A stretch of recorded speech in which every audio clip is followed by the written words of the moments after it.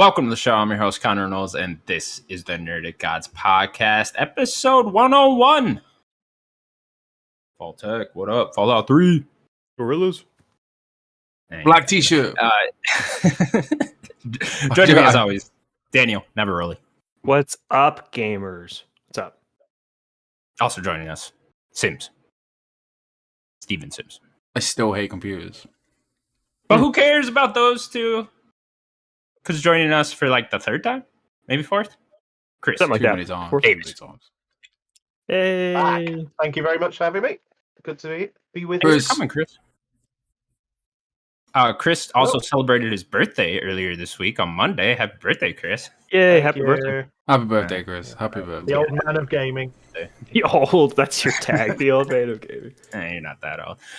Guys, I'm going to get right into it because it has been a busy last couple weeks in the world of video games, considering we just did our Game of the Year episode and then we did a 2022 preview before that. So we have a lot of news stacked up.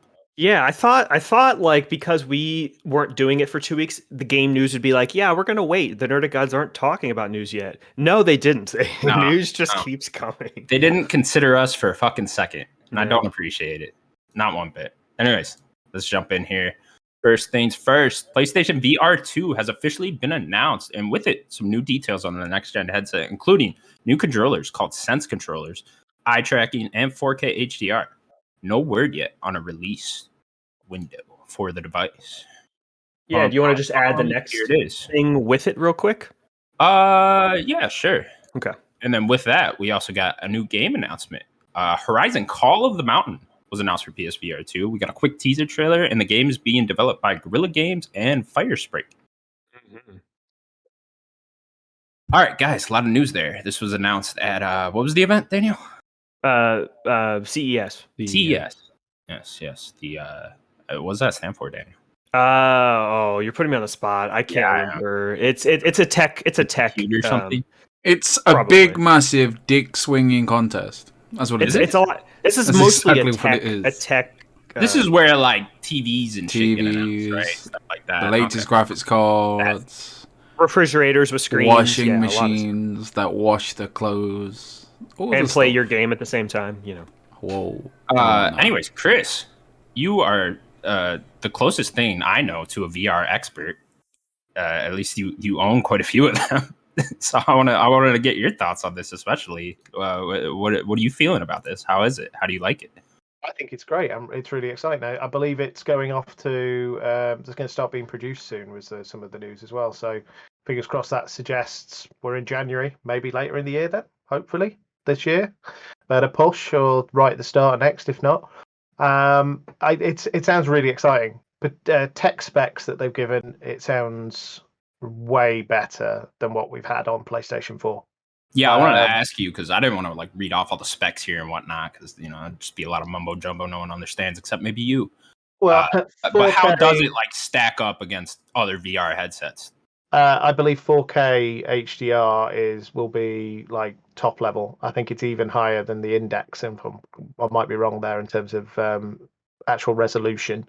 That's a big step up.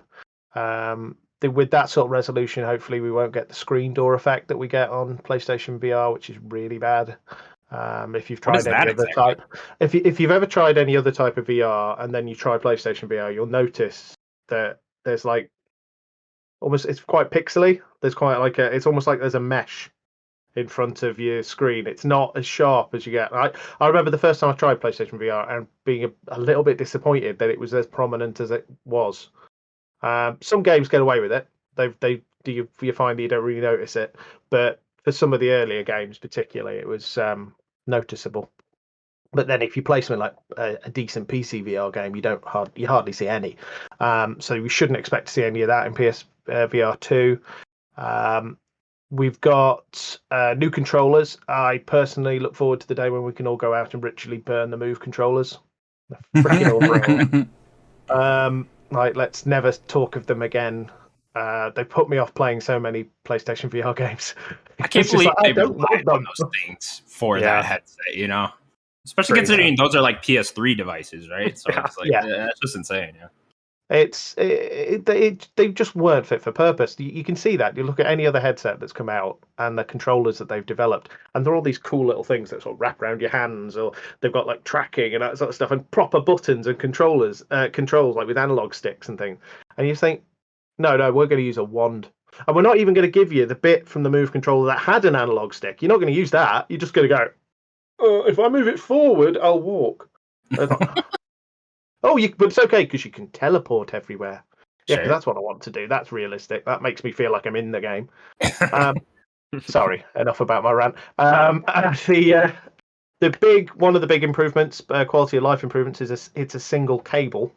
Hopefully a very thin one.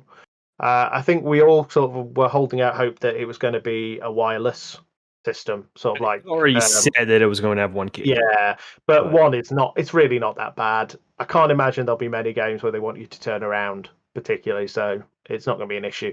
The original, certainly, because I think they improved it with the later model, but the original version of PlayStation VR is really cumbersome for the cables and things. You feel them going over your shoulder, and it's noticeable and clunky. And the whole just if you decide, like myself, you're like, oh, I fancy playing PSVR and I haven't got it set up, I can then write off 20, 30 minutes of, I've got to get the cable, got to plug that in, or got to get my camera all level. That's another quality of life improvement, as I say. The cameras are actually in the headset. It's going to recognize where it is, which is more like something like a Quest. Which this is where like the eye tracking comes in or whatever. Yeah. Well, that's a big step forward. That's actually a different thing. That's inside. It will follow your eyes for looking around. That's really like, so, as far as I'm aware, if it's a first-person game, you move your eyes, the game will recognize like where you're looking. That's what they're talking about, which is like, I don't believe any of the headsets currently do it. If they do, maybe the Index does. Hello. I think that this is where the tech for what Guerrilla was doing with Horizon PS4 is going to come kind of into play here, and I think that's what they're going to show off with the new Horizon game, which, if you remember the tech breakdown that they did with Horizon, was when wherever Aloy is looking, the cone is what they actually like render out, and anything behind you at the time is not rendered. That's why it looks so high fidelity all the time. So I assume that it's going to be the same thing, but with your eyes, and where you're looking will be the highest of fidelity, so that they can get away with it looking even crisper, which I think is very cool tech, and hopefully it works just like that. Give me 2 seconds and talk amongst yourself while I do it. I found a very nice sort of comparative article looking at these things, which will give me some things to bring up. I would like to talk about the one cable real quick. I agree that one cable is an improvement, and I think it would help it if it launched right now. So are most wireless nowadays? No, but the Quest is, and the Quest is what? Is the Quest Valves, or is that the Index? That's the baseball one. That's the Index. Quest is Meta's system. Oh, Meta's now, yeah. Whatever. Yeah. The cable, I think even launching right now with one cable is behind. And the fact that it's not even out right now and it's still going to be launching with one cable feels weird to me. I get it that it's more of a peripheral for the PS5. But it feels out of date already, and we're not even at launch for the thing, you know? It's not the leading system. Yes. By having it, because by having the one cable, because the Quest doesn't have any, but Quest is out on its own as being a hands-free. The others do have cables, even like the Index and that. You've got to plug them in. What I would hope, and I don't know if they're going to, because we haven't seen it in action, we haven't heard that much, I hope they will find a way to do some sort of wireless streaming in the future. Maybe a slightly lower version, maybe? Potentially, yeah. But even then, you say that it may not have to be. With the Quest now, the Quest itself, if you just play the games on its own, they are very good looking, but they're not amazing. They're decent resolution, good quality graphics.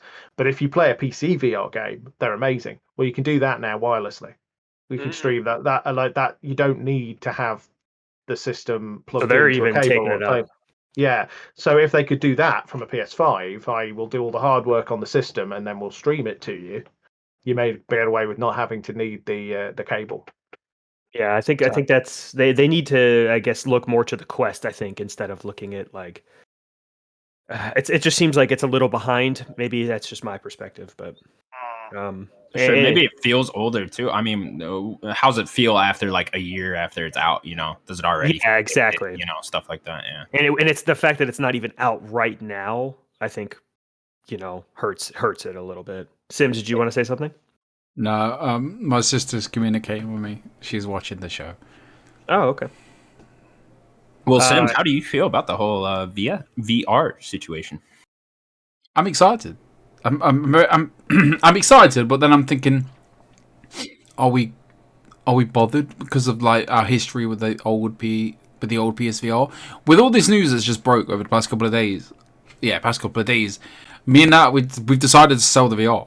We're gonna pack it up and fuck it off because we don't use it. It's a hindrance to set it up. I mean, we've kind of like dummied it. I've explained in the past of like we've got the box already set up, but then that uses a plug. So that's one plug that we can't really use, and then we've got like 2 HDMI's plugged in. So like if we want to use the VR, we have to take we got like 2.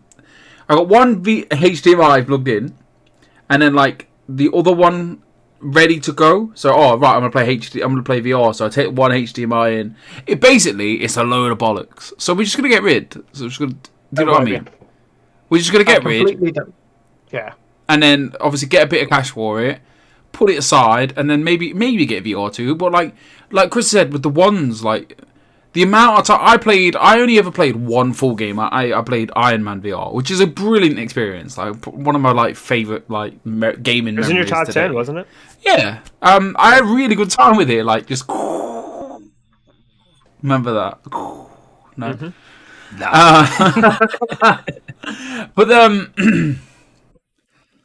like the ones though, like the amount of times I had to like, because obviously you've got the big stupid pawn and then the sacred symbols around it. The amount of times I just didn't know the order of them sacred symbols, where I had to like scoop the thing off my eyeballs, like use my peripheral vision. I can't say that word. Peripheral vision. I can't do that word. Like that is not in Steven Sims' vocabulary. So anyway, so like I always forget that. Like they're always dying. We've got like the older version, so we've still got like mini USBs, mini USB, whatever. So they're not micro, they're mini, which doesn't make sense. My kid wants me. Somebody take over. I'll be back in a minute. I completely understand getting rid of the original PlayStation VR. Mine is up in the attic, hasn't been connected in ages. The moment I tried the Quest, I just don't want to go back. Yeah. And especially with PC VR, the big selling point for the original PSVR has been the exclusive games. There have been some really good exclusive PSVR games.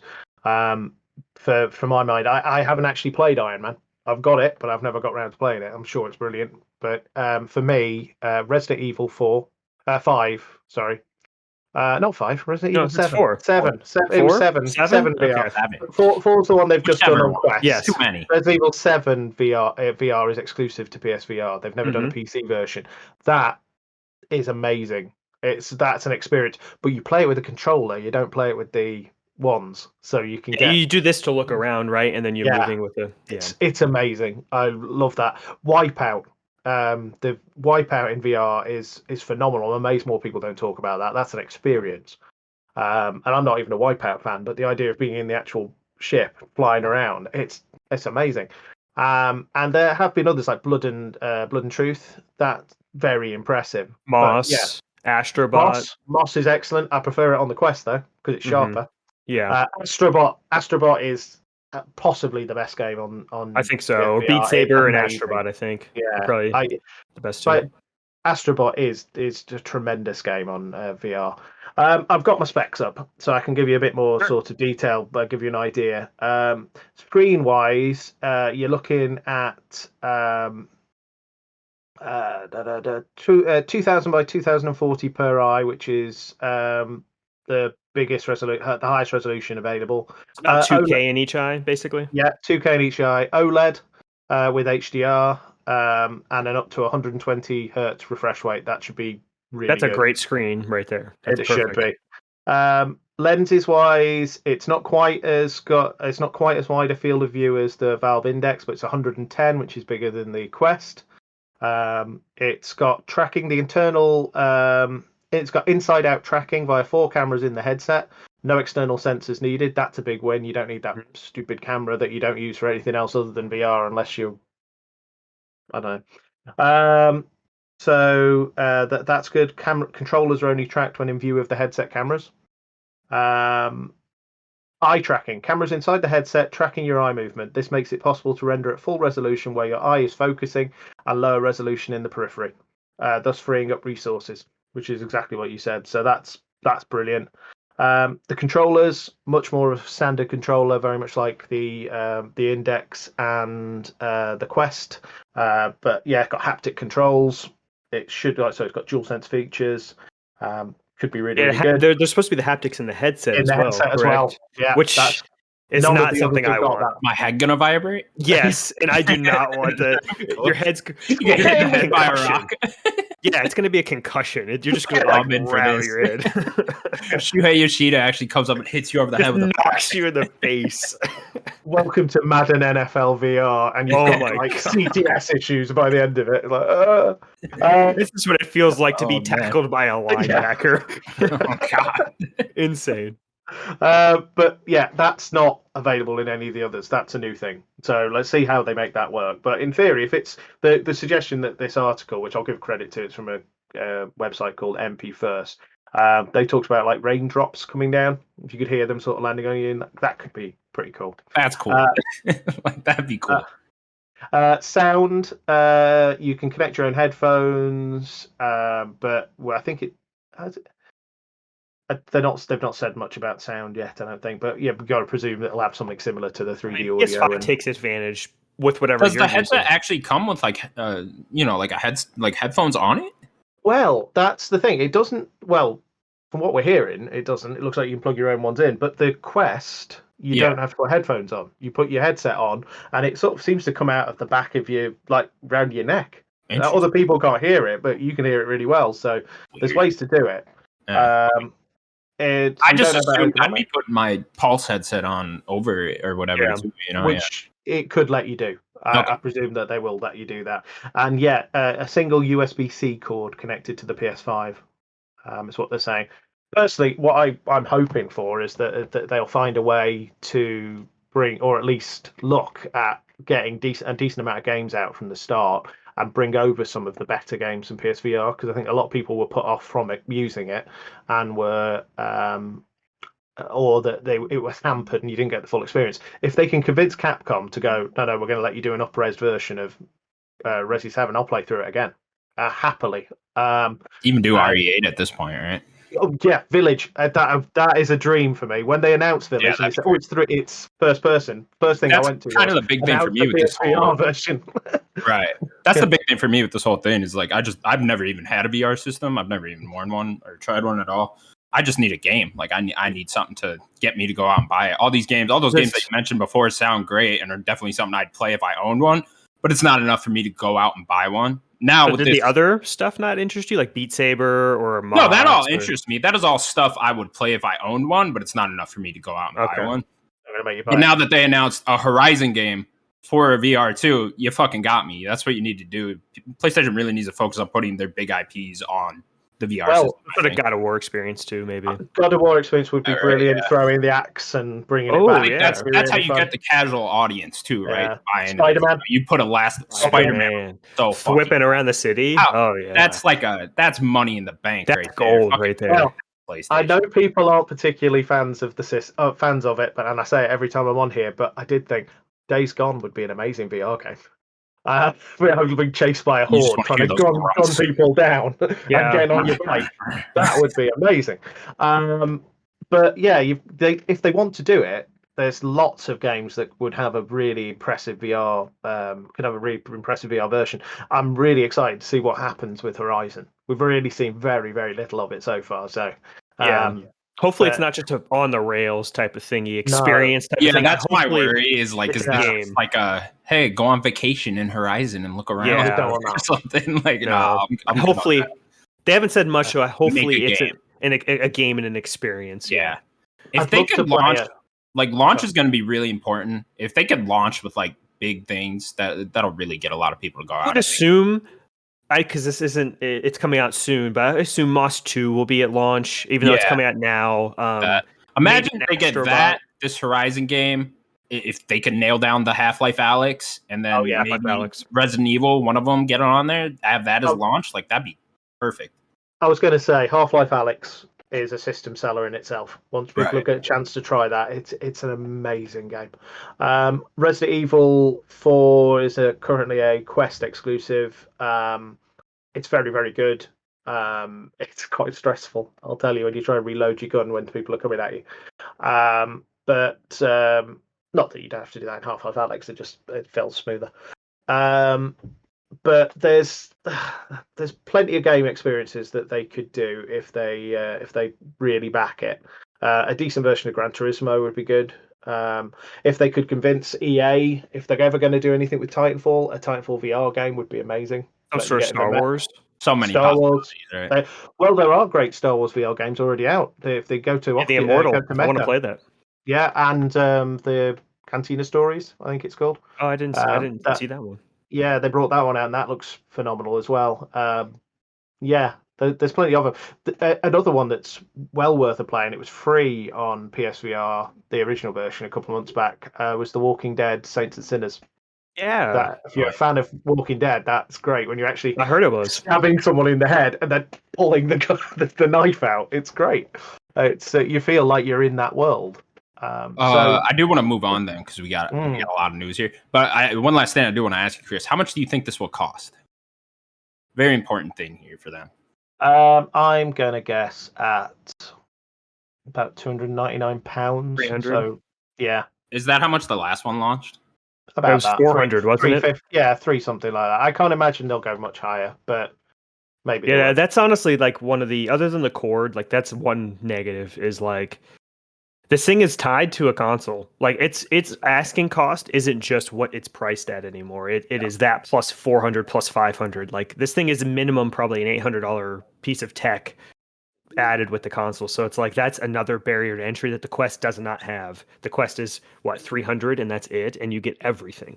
Also only going to work with PS5, right? So you have to own a yes, PS5, exactly. Which so many people are having problems with, right? Yeah. So Sony have got to be all in this time. They've tested the water with PSVR. They in fairness, fairly admirable commitment to it. Not really thrown the major franchises at, but they've thrown enough at it and they've kept supporting it.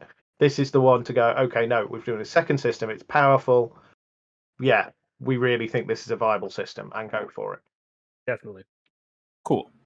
We will stick with PlayStation then for a second. Firesprite has also reportedly taken over development of Twisted Metal over from Lucid Games. No official announcement has been made on the game as of yet. This story's so weird because everything has been reportedly. Everything has just been like talks. It's like we haven't heard anything about this. The only thing we've heard of is the a show with Anthony Mackie.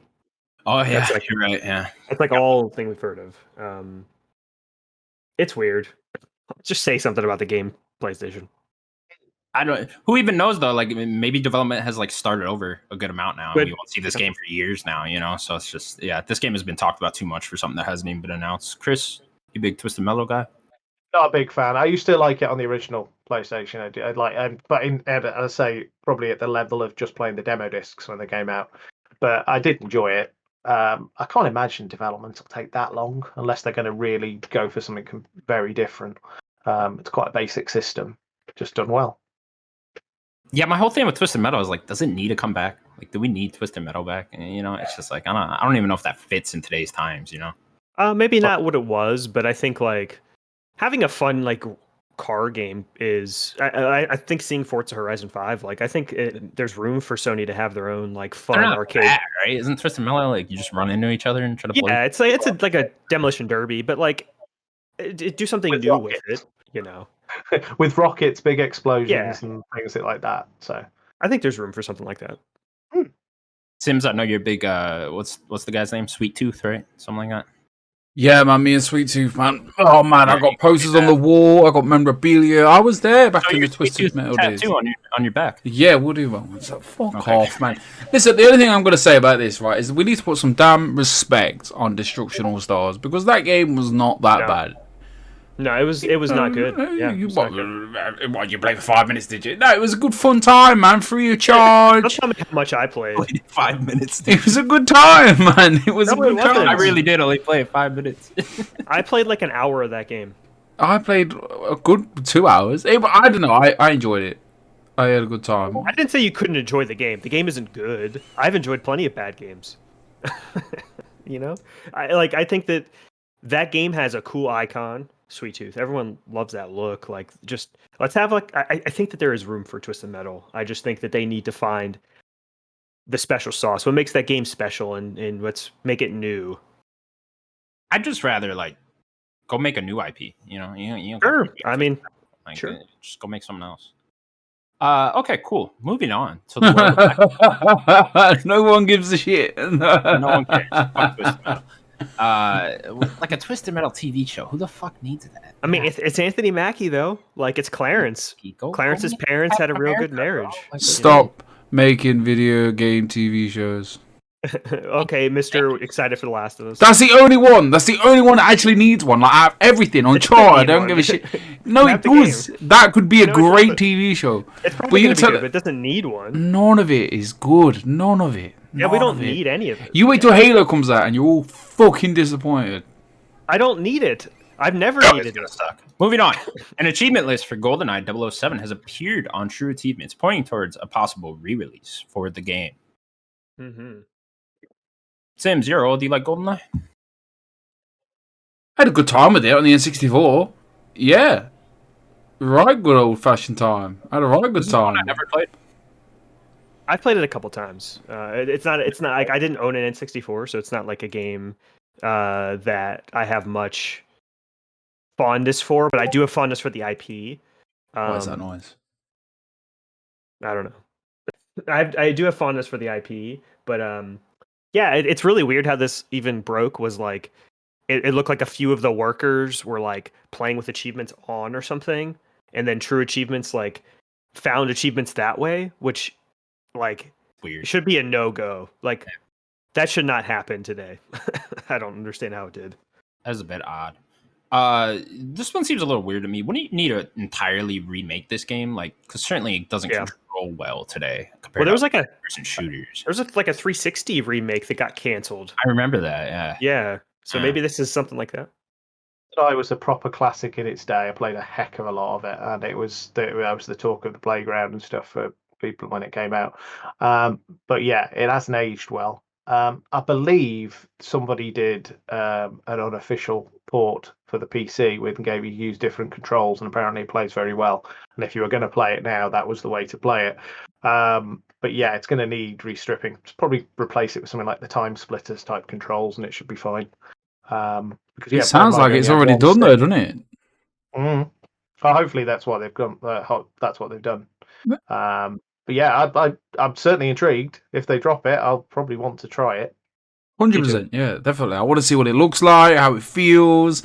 I mean, all it needs is twin stick controls, right? And then you're away. Yeah, keep the original sound. Keep the sound, like that silenced pistol, like choo choo. Like, it was so good. Like going down, coming out of that shaft, shooting the guys in the bloody toilet cubicles. Yeah, I loved it. I can remember that first mission like the back of my head. Why not? Back of my hand. I had a really good time. I'm excited for this. By the sounds of it, like, it's pretty much done. Like, what is it? Yeah. This has to be It has to be a big deal, though, doesn't it? Like, maybe I don't know. These achievements have screwed them over. Maybe of a massive reveal. Like, this is a moment. To be fair, this is a big deal. And if it happens, it is happening by the looks of it. It's one of the biggest IPs in the world, right? Like, James Bond's always a big deal. Okay. Anything else? No. I'm excited for it. Moving on then. Rainbow Six Extraction is now launching day and date on Game Pass on January 20th. Go ahead and tie the next thing into it as well, because that was a part of the reveal. Let me pull it back up. Ubisoft then also announced that its own game streaming service, Ubisoft Plus, will be coming to Xbox in the near future. Mm-hmm. Some point. Which is very cool. I know that only a PC service, but now more people are going to have access to it. It's a really good PC service as well. Have you had it, Chris? Like, yeah, you know how I've it used works? it Oh, interesting. Do you know how quickly do games like get on there? day and date. Really? Day and date. Yeah, cool. and it's the full version with all the DLC as well. That's They put the gold or ultimate editions on. That's awesome. So how much is it then a month? It's something like 14 or something. It? You Might can be get all Ubisoft games day one like that? Yeah, and it's like something like 14 a month or something, and that might be pounds. I'm not sure. I can't remember, but it's you've got all the latest games. You've got loads of classics, loads of games that you forget Ubisoft even made. They're all on there. It's quite a large archive, and for currently it's already compatible with Stadia, so you can play it on the telly anyway. But if you so inclined, you can get it that way. Cool. I didn't know games were day and date there. So do you use the ghost computer that you'd normally use and play it that way? Chris? Sorry, Sims, I missed that. Yeah, you're breaking up a little bit. Why? Why? I don't know. The Ubisoft Plus, you play it with. What's going on? Hello. Hello. You're breaking up really badly. I use it through GeForce Now. Okay. I'll play it from there. And I have used it through Stadia as well. And it's £14. Something like that. I'll find out the cost for you. Interesting. So what? That'd probably be like $15 a month, or it's probably the same place as a game. Yeah, right? even if it's 15 to 20, like that's very solid. So, but this. I mean, a You lot of buy people 3 Ubisoft games a year. You know that. Well, say like what was it last year, right? If you bought it for the 3 months where all their big games came out, like that's all you needed to do. That'd be nice then, right? Yeah, then just $14.99 US. Or it's not even last year; it's 2020 when that happened. Yeah. They do tend to release all their games next to each other too. Yeah, so, they do. Yeah. That'd be kind of a bet just to get that for 3 months or whatever. Play through all the Ubisoft games. Yeah, a lot of people got quite too excited and thought, oh, it's going to be integrated with the Game Pass, and maybe that's the deal that they're trying to sort out. Like maybe that could be something that they put in. So there, with like. Rainbow Six Extraction, do we think this is the testing bed for 100%. Ubisoft Plus coming to Game Pass eventually? Yeah. If I remember correctly, I could be wrong, but I think EA did the exact same thing. I think EA did a few games on there before, like Mass Effect. I think the trilogy was on there before there was officially like the whole EA Play. Like I think there was a few games, and then they were like, "Yep, EA Play is all going to be on there." So they're dipping their toe for sure. $14.99 US. God. Same price as Game Pass then. That's like £11, isn't it? Something like that, yeah. But it's you're getting the deluxe versions of these games when they come out, and you can just try them. So I've been playing Far Cry 6 that way. So Ubisoft loves their fucking gold editions too, and whatnot. Every like time I go to pre-order a yeah. Ubisoft game, it's like here's a million different editions. You can pay $200 for this game if you want. This one only has a hat that you don't get in the other one. There's a hat for your alligator. Yeah. All right, then Rainbow Six Extraction. How we feeling about this? This is awesome. I think coming to Game Pass day one. I was never gonna buy this or play this game anyways, but now that's on Game Pass. Fuck 100%. All over here. I was never going to play it, and now it's like I'm going to play it now. There you go. Yeah. Crazy. Yeah, I'm definitely. I was a $40 game. Sorry, Sims. No, I didn't know that either. I didn't know it was a 40 quid game. Yeah, definitely. This is exactly what Xbox, like not exactly Xbox needed, but like this is what Games Pass is all about. Like, get these games on there. Like, not half of us weren't going to buy it anyway. I mean, I was quite excited about it. Like, I liked Rainbow Six Siege, so like putting it into this like scenario. I mean, I'll happily. Is it still echoing? It's still echoing. No. That one might be me. I took the headphones off. There with me a sec. No. So then, I'm really excited to play it. Like, let's all get on it together. Like, I think it's an interesting concept, and hopefully this is fingers crossed. Like, if they could put more Ubisoft games on that Games Pass, I think that they will. Times. I think keep an eye out for the rest of the year. Yeah, what would be the next big Ubisoft game? Do we know? Avatar that we know of. Oh, that we know of. Yeah. Oh, that'd be cool. Prince of Persia. Prince of Persia remake, another one. Where is that? Who knows? No one knows. Yeah, I think it's such a smart idea for Xbox too to get these big Game Pass titles, especially because their first half of the year is very light on their first party side. They really have nothing. Now it's extra light. Yeah. Got delayed, yeah, which we'll talk about later. But I think it's such a smart idea to get these big games at Game Pass, keep them going in the news cycle, keep people talking about Xbox, wanting to get an Xbox, giving them reasons to go out and buy an Xbox. It's really smart. Yeah, their last 2 months were very strong, and it hasn't stopped. A lot of people are saying this is the best month ever on Game Pass. Maybe an argument for it. Yeah. Plus, it's all on the PC as well. So, like, you don't even need to buy an Xbox. Yeah, you don't. They don't care if you're playing those games. It's like you sign up on. If you haven't got the Xbox launcher, you sign up. Here's it. Have it for £1. Sound. Yeah, sound. Sound, mate. Speaking of sound, mate, Drinkbox Studios' next game, Nobody Saves the World, is launching on January 18th and will also come day and date to Game Pass. Games Pass. Games Pass. Games Pass. Yeah, throwing shit at the wall. Love it, I do. You're excited for this game? Yes, I love the Guacamelee games. Drinkbox is a super underrated developer. Their art style and art direction is amazing. The gameplay for the Guacamelee games are great. This is definitely a different game for them. This is more of a top-down RPG, so I'm very curious what they could do in this space, because I know that they love to subvert things and have twists and stuff, so I'm very curious about this game. And it's coming to Game Pass. Like, no one has an excuse. This is technically the first, I don't know if I'd call it a big game, but technically the first like big release this year. Very excited. It looks amazing. The trailer looks really fun. Yeah, Makes it look really, really good. Definitely try it, if nothing else. Yeah, I know me and Daniel was talking about this game the other day. It's definitely not my type of game, but that's why I was try it now. Yeah, I was actually pretty into the first Guacamelee, but it doesn't really look like that too much. But no, not at all. Yeah, but I can't wait to try it now that it's on Game Pass. Find out if it is for me or not, because I would have just completely skipped over it had it not been on Game Pass. Yeah. Sims? I'll try it, definitely, because it's on Games Pass.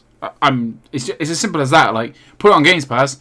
Look, you go to Costco, all right? I know you guys got Costco's, and everyone's in the corner, and they're like, "Would you like some of this cheese? Do you want some of this ham? Do you want some of this piece of shit?" And you're like, "What? Mini hot dogs? Is it free?" And they're like, "Yeah, I'll eat the shit for free. I'm not bothered. It's free of charge. You put shit on that Games Pass, and Steven Sims will buy it and will eat it and try it at least.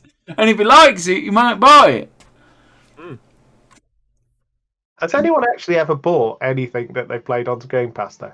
I don't know that I have. I might have done when it went off. That 12 minutes was coming to Game Pass, so I ended up buying it. And then Sims was like, "Oh yeah, it's coming to Game Pass," and I was like, "Oh," it was like the day before, and I was like, "Oh, I completely." But like, I don't care to buy the games, but like, if it's on Game Pass and I played it, beat it, like that's it. Like, I'm not really gonna go back to it. We bought Moving Out. Thinking about it, we like to play that in the house with my wife and kid, but that went and it was like, oh, I want to play that again. So I think I did buy that. I would bet that give discount well for the games that like keep you around a while. Like when Destiny was on Game Pass, I bet there was a lot of people that then went out and bought Destiny after it left. Yeah, probably. Yeah, I just changed system when it comes to that one. Just like, where can I play it now? Where have I got it? Yeah. Continuing on then with Xbox news, Stalker 2 Heart of Chernobyl has been delayed to December 8th, 2022. Developer GSC stated that the game will need more time to polish to meet their expectations. Yeah, I think that they're seeing a lot of excitement for this game. Plus, like, they probably expected to not have COVID be affecting this game so much. So I think that they just want to make sure this game meets high demands, because I think people are really excited for this game. Yeah, I think it's just we've been talking about this for the whole time of this show, man. It's just COVID, and it's funny because we started the show in February 2020, and then like literally the world went to shit, and the whole time we've just been talking about game delay. And it's just going to keep happening for a while. I mean, look how bad COVID just got now recently, especially in the US here, and it's just going to keep happening. So it's just, how much leeway do you have with these developers delaying their games because of COVID? Because it's just going to keep happening probably through 2023. Actually, they're going to have to put it out, right? Yeah, but they'll come eventually. And Stalker 2, I don't think it was a game that was going to like light the world on fire or anything. So I think the fans of this series can just wait for it. I think it had the potential to. Sure. I mean, it definitely looks cool. I saw some gameplay the other day, and it definitely looks cool. Something I'd definitely check out on Game Pass. But yeah, I don't know, man. COVID sucks, Sims. I am COVID not. sucks, right? It sucks, yeah, definitely. Sorry, everything's going wrong on my end. Oh no. Okay, Chris. COVID sucks, right? Yeah, COVID definitely sucks. Completely sucks. Yeah. Whereas Stalker 2 does look good. It does look good, right? Yeah. Everyone's compared it to what are those games, Daniel? Metro? The Metro games. Yeah. It does look very much like those. Yeah, I guess the big difference would be is how linear it is compared to Metro. Metro's very linear. You played the first one, Danny? I played all three. I love that whole series. No, Stalker. Oh, Stalker, I have not played. It's more of a PC franchise. This is the first one, I think, launching on console. So that's what makes this the other one on Xbox, though? No, not at all. So what, is the first one older? Yeah, I think it's like 10 years old now. Oh, it's more older than people think, but it was a very culty hit. Like people love that first Stalker game. So the fact that this is launching on consoles is pretty huge. Cool. Moving on to the world of Nintendo, then. Yeah. Mario Kart 9 is reportedly in development and will have a twist of some sort. Yeah, we don't know what it is. Maybe they're not driving. Maybe they're running. Maybe it's a track. If Mario's sprinting in this game, I'm gonna love it. But doesn't Mario Kart always have some sort of twist in the last it does. version? Went upside down and flew around and 8 has the gliding sections, right? There's always some new thing. Like they do a pretty good job with the series of like kind of keeping it what it is, but doing something different. Like Double Dash has the switching mechanic, and they all have something a little different. I'm just glad Dash was the one that really pushed it, I think. Sure. Yeah. Oh, that actually made it different. Yeah. I'm just glad this game is actually in development. Like, thank you. We hope it is. This is still. Yeah, that's true. I guess it is just all rumor and speculation at this point. But please, Nintendo, just put out Mario Kart 9. I need it. I need please. It. The last one was so long ago. It was like I know it's still 7 years, but I need a new Mario Kart in my life. It's like 7 or 8 years now. Yeah. And it wasn't even a new one. The last one. Well, yeah, this was the re-release of the 8-year-old game. Yeah, the Wii U one. Yeah. Sims, I'm assuming you're excited for this. Yes. He better be. There's a lot of people seem to be speculating, getting quite upset about the idea that it might be a Nintendo Kart rather than Mario Kart. Isn't that what we all want? Like, why would people be upset by that? I know, people are dumb, but that's what 8 kind of did. They did a lot of new characters. People are dumb. Yeah, people are dumb. Linking it, it's got Animal Crossing characters in it. It's like, I'd be so down if this became like Smash Bros. And Smash Kart. Let's go. Characters from other series and shit too. Where's Kirby? Yeah, you want to drive around as fucking Sora and Mario Kart? Hell yeah, I do. Yeah. Where's Kirby? I don't really care. As long as it plays well. It's the same idea. Fair enough. Yeah, 100%. I want Samus. Obviously, they couldn't change the name just because of the cachet that Mario Kart that name has. But guess what? It's not even just characters. Like it becomes like maps too, right? Like you could just do cool maps. That'd be so cool. Yeah. The Zelda map is brilliant. I know. And the Animal Crossing ones are ace. Yeah. The fact that it changes season and everything is brilliant. Hope this is the twist that it is Nintendo Kart, that'd be great. Hey, I'd love it. All right, moving on then. Kirby and the Forgotten Land have gotten a release date of March 25th of this year. It also got a short new trailer. Yeah, I'm very excited for this game. Game continues to look fantastic, I think. Mm-hmm. That trailer was probably, he's not doing it at his face like I always tell him to. I know. But he's doing this. I'm no, at your face. At your face. Just at your face. Ow. This was a very good trailer. I think the more I'm seeing this game, the more it kind of reminds me. Filled out this trailer. Yes. A lot of people complain how empty it looked on the last trailer. This one didn't really look like that too much. Very more Odyssey stuff still. Like I'm very excited for this game. It looked good. Really good fun. Yeah. Kirby 3D platformer. I don't know why they didn't do this sooner. And he already has like the Odyssey mechanic of like taking and using powers. He has that. Like make that fun. Like that's all you need to do. That was always a thing. Yeah. March 25th though. Good date for it. Not too much in March or around there right now. No, this is my probably big March game right now. Yeah, at the moment, definitely. Sims, you gonna pick this up? No. I want to. I don't know. It's just, Kirby's not for me. It's a big pink thing walking around. This was a 3D platformer, Sims. No, it's just not for me. No. There's too much going on this year. Like, I'm busy right now. Like, catching up from last year. So, like, nothing even came out. Listen, I am balls deep in video games. All right, I'm having a good time. All right, I'm having a good time. Every night, Steve's on his PlayStation. He's on his Switch. He's having a good time.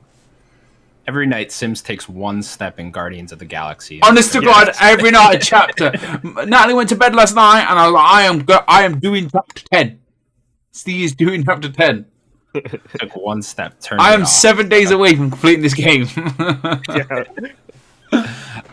Next up, according to industry insider Jeff Grubb, Star Wars Jedi Fallen Order 2 might be revealed sometime before E3 and could even release this year, but he did say it is more likely to release in 2023. Mm-hmm. Let's go, baby. Jedi Fallen Order 2. We all knew they were making it. We all knew. Definitely. Kind of wasn't expecting it this quickly. I hope it does get delayed till 2023. Well, maybe not even delayed, but just announced for 2023. I don't want them to rush this game. That was the problem with the last one, is it was very buggy at launch because they did rush it out, and EA did want it out for that holiday season, so that they kind of ruin it. I would hope this one, you really give them their time, let them make the game they want, let them polish it, all that good stuff. Daniel, you gotta be stoked. So excited. Let's go. I want more Star Wars games. I just think this game could be a really big next step to like a really iconic game. Like look at I talk about sequels all the time and how much better they tend to be. But look at Uncharted 1 and Uncharted 2. I'm playing Uncharted 2 right now. The step there is just crazy. Yeah, they can do that with this series, or like Assassin's Creed 1 and Assassin's Creed 2. If they can do that with Jedi Fallen Order, it could be big business. Yeah, it's Respawn finding their footing in a different genre. Like this is not what they do, and like the fact that they even made Jedi Fallen Order 1 and it was as good as it is insane. Mm-hmm. Like I can't even imagine right now what 2 is. They've had a sort of similar journey to Guerrilla, really, in terms of where they've come from, and then showing that, no, give us something else, and we'll knock it out of the park. It'd be great to have more, but I'm quite happy for more of the same, to be honest. I mean, new locations, new worlds, newer and better, more things to attack. So, yeah, I can't wait. Run around as this Jedi and these next gen consoles. It's gonna be great. Great load time, stuff like that. The story of Jedi Fallen Order 1 was awesome. Can't wait to see that continue. Maybe some new character surprises. Like we got a lot of characters in that era that we know of. So give me some more connections there, It's cool too, because I know, Chris, you're also a big Star Wars fan. So it's fun to get the in-between time filled out, I think, of episode 3 and episode 4. And this can really dive deep into that now too. Because I know the first one's kind of not right after, but a couple years after episode 3. So now we're pretty deep into getting near episode 4, so that'll be cool. Yeah, where's the Rebel cast? Come on, give me someone from there. Come on, give me Kanan. That's what I want. Kanan Jarrus. They knew each other. They were friends. Yeah, meets them. Yeah. I'm into this, Daniel. Let's go. Okay, Sims, anything you want to say on Jedi Fallen Order? Now you're not a Star Wars type of guy. He's not a Star Wars. He's not a Star Wars. I'm just not. I like the mainline films. I'm not. I just don't delve into the shows and the other stuff. Like, don't get me wrong. I'm gonna watch I'm gonna watch Mando. I'm gonna watch Boba, but I'm not really into the lore. But the video, don't get me wrong. I give the game shit, but from where I stand, it tried to be a Souls game, but didn't have the right kind of mechanics. There was something me and my friend Sam, we used to go back and forwards. It's something just doesn't feel right, and I keep dying. And to be fair, it wasn't I know that I kind of pointed to you of maybe you did it to yourself with platinuming it, but the game, me and Connor realized we're huge, the big Star Wars fans here. I know Chris, you're here too, but me and him are the big Star Wars fans, and him really like Jedi Fallen Order. But the game had its flaws. I understand, the game wasn't perfect. Maybe I just dwelled on the flaws too much. I mean, don't get me wrong. Number 2 gets announced. I'm gonna play it. I enjoyed it. I had a lightsaber. All you need is a lightsaber, and I'm in. I just didn't, there was no I think it was the way they did the collectibles and the whole you have to go back to the ship and stuff like that. It was just stuff like that just can really grind on someone. Like, you know, once you're trying to get a platinum and you're trying to complete the game, and I admittedly I tried to play it on hard mode because I thought I was a bad man, but I wasn't a bad man. I'm a bad man. You are a bad man. Go on, next story. Why platinum games that you're not really enjoying? No, because I was into it, but it just kept annoying me. Like, yeah, what happens, Chris, is I try to tell him, like, if you're like, don't run the game into the ground trying to platinum it, because like you shouldn't ruin your experience. Like if you enjoy it and you even start disliking that platinum run, stop it. Else come back. Yeah, stop it there. I just don't think it was as good as everyone says. That's my opinion. I just think I'm right. In fact, no, I know I'm right. Yeah, that's right. I said it. I mean, you could think that. No. I don't think it. I know it's fact. Okay, sure. Everyone's entitled to an opinion. I need to go get my lightsaber sims. Go get your lightsaber. What are you gonna do with it? Do with your lightsaber? What's he gonna do with it? He's not getting on the fly. Behind Sims and stabs him through the chest. Yeah, man. Dude. I will stab through this webcam. Daniel, can you make one red? He's gonna beat Saber They're your only ass. blue. It's Obi-Wan's and the Skywalker saber. They're only blue. Okay, I understand. Yeah. Cool. Okay, next up, E3 2022 in person. Am I like Star Wars kid? Are you Star Wars? You look like you're playing Beat Saber. Yes, I am. Those are Beat the move Saber's controllers. You need to get on that Beat Saber, Connor. Yeah, it would change your life. PSVR 2 comes out. I don't know if it will change my life, but yeah. I mean, I guess we'll see. I can't wait till you get it, and you're like, you know what, Steve? Change my life. Change my life. I just quit this fucking show. I go out, get a real job. Oh no. Okay. Continuing on, E3 2022 in-person event has been canceled this year due to the ongoing pandemic. The ESA has stated they are looking forward to announcing more details soon. Do the next one as well, because like it was really funny.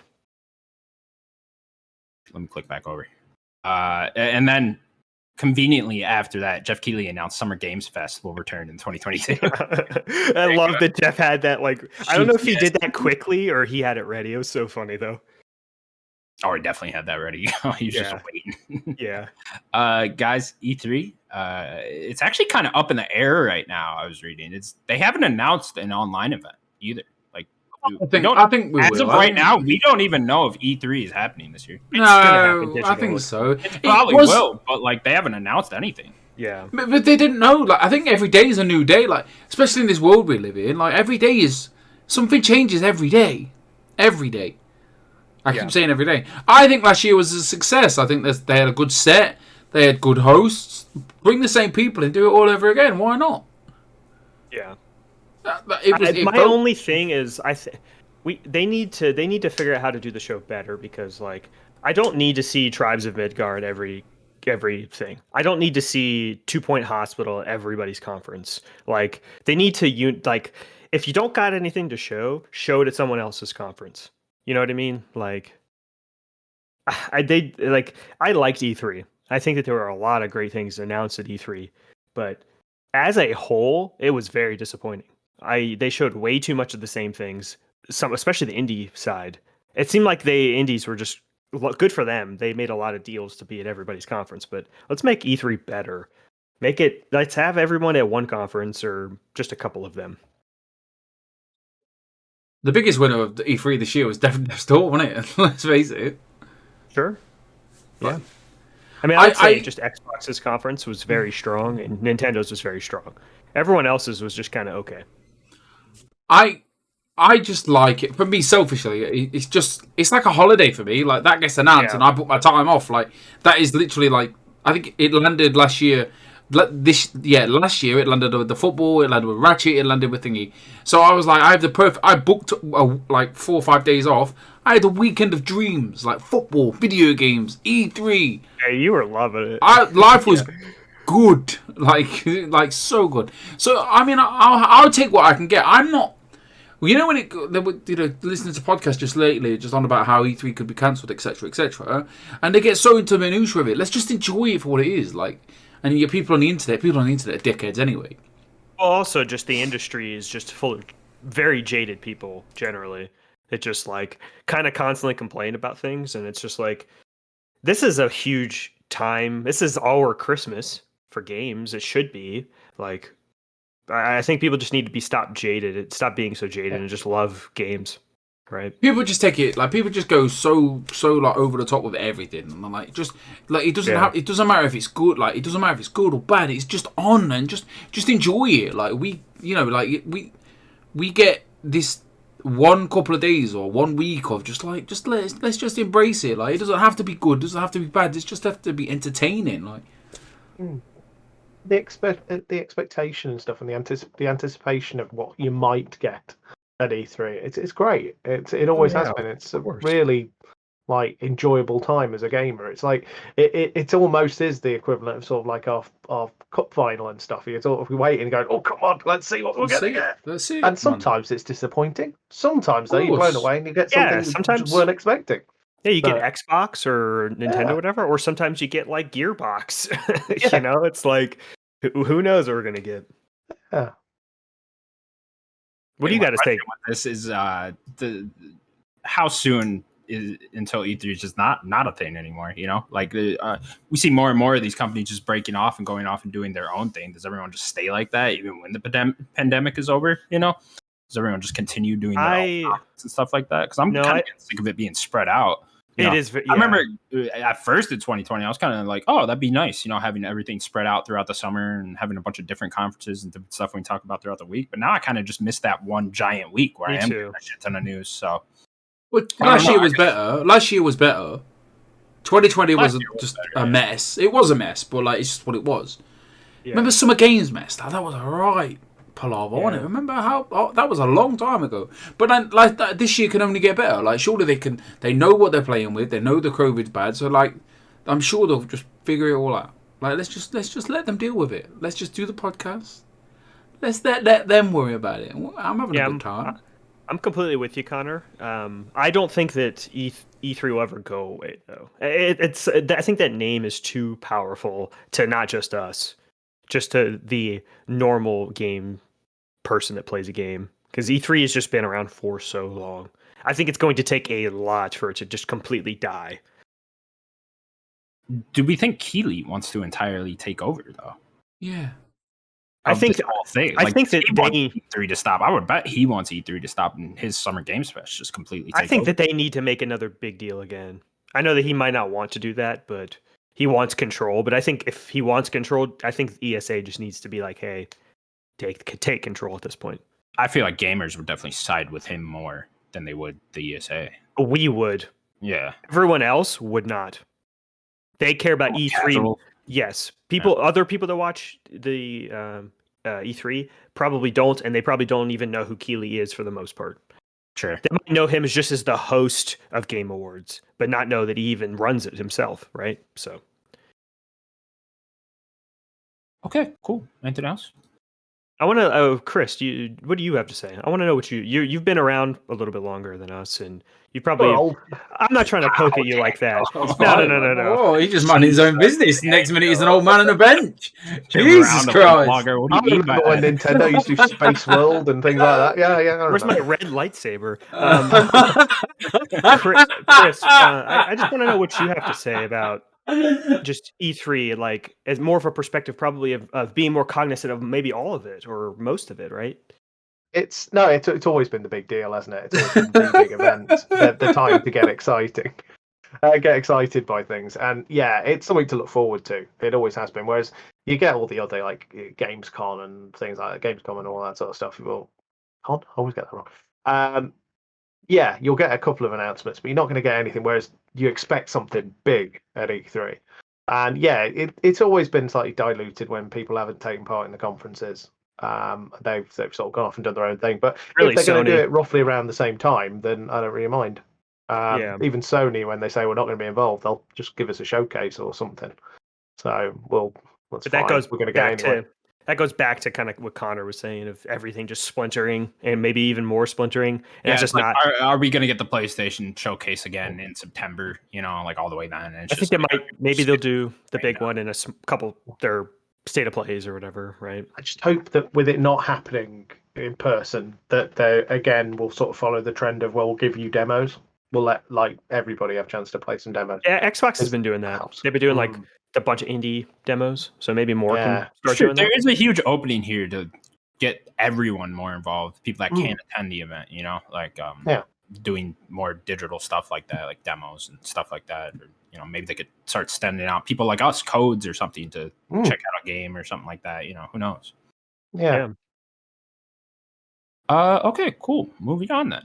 A new South Park game is reportedly in the works over at Question Games. That is the developer name. Now we know Matt Frey said a couple months back, who are the creators of South Park, that their own studio is handling the next game, or they're at least working. We don't know if this is the same thing, and maybe it's they're working with these guys type of thing to make the next South Park game. Can I ask a question? Who are these guys? Question Games? Yeah. I don't know. I have no idea. I read that they've got ex-developers involved. They have former people that worked at Irrational, Bioshock and stuff like that. And then there was one other big game. So there's people there that have worked on big AAA games before. So I'm not entirely sure who Question Games is. I don't think they've put out anything notable themselves. Okay. Well, Matt Stone and Trey Parker be involved, because if they are, then the jokes will be there. So just certainly the writing around it, stuff like that. Yeah. And at this point, it's like we have the layout for these South Park games, these RPGs. So I guess the only thing up to Question Games would be to, or not Question Games would be the combat style. What are we doing this time? Well, do we know that this is an RPG? No, we don't. We have no other information other than that the South Park studio themselves are working on it, and apparently with these guys. So, okay, yeah, I'd be very curious because Matt and Trey are very protective of this IP. Yeah, they would not just let a video game be made unless they had an involvement. Like, if you guys remember, it took forever for Stick of Truth to come out because they were like trying to be perfectionists of Stick of Truth. I'm going to show my age here and say they wouldn't these days. I remember at South Park N64 throwing snowballs. Yeah. I didn't even know that was a thing. Yeah, that's a really bad game. Such a good game. Such a good pissing on snowballs. That's it. So good. Turkeys everywhere. It was such a weird game. I didn't realize that you could like have alternative ammo until like a good 4 or 5 months later. I like pressing other button. I was like, what the fuck's going on here? And I'm like, oh, it's so good. Such an underrated game. No Ubisoft involvement this time. It seems. Yeah, there's very been interesting. No mention of it, so that's a little bit interesting too. Yeah, I wonder what happened there, because certainly Ubisoft was making money off this, right? Like both those games were pretty good. I don't know, maybe the second one didn't sell that well, but I remember Stick of Truth. That's what I was going to say at the time. Yeah. Yeah, I was going to say that. I don't know if Fractured Butthole did very well critically. You said, or even I did. I mean, that's the joke. Butthole. I don't know if Fractured Butthole like actually sold very well. Like I'd be very curious of the Metacritic score of both of them, to be honest. I love both of those games, especially Stick of Truth. I think is the funniest game I've ever played. Is really high. Yeah. Okay. Good. I think Fractured Butthole is very funny, very good. I think that game was really overlooked in 2017. I like it a lot, so I'd be very curious what this new game's going to be.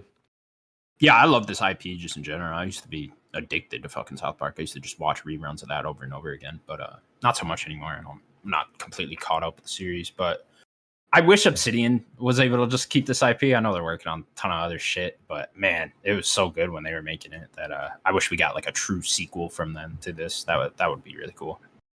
Yeah. But nonetheless, I'm excited for whatever story they come up with. Anything South Park, I'm down. And then our last big news story, Take-Two is acquiring Zynga. Yep. For $12.7 billion. You got that right. Billion. Zynga is known for their mobile games like Farmville and Harry Potter Puzzles and Spells. Bum, bum, bum. Was that the Pokemon Go-like game? I don't think so. I have no idea. Maybe. Okay. I just thought it was funny. Yeah. There's some other shit they made, but I was like, I'll put it. It's not Hogwarts Mystery. That's definitely not that one. No, is that okay. No, that's the Pokemon Go game that didn't do that's the Pokemon Go. Okay. Yeah.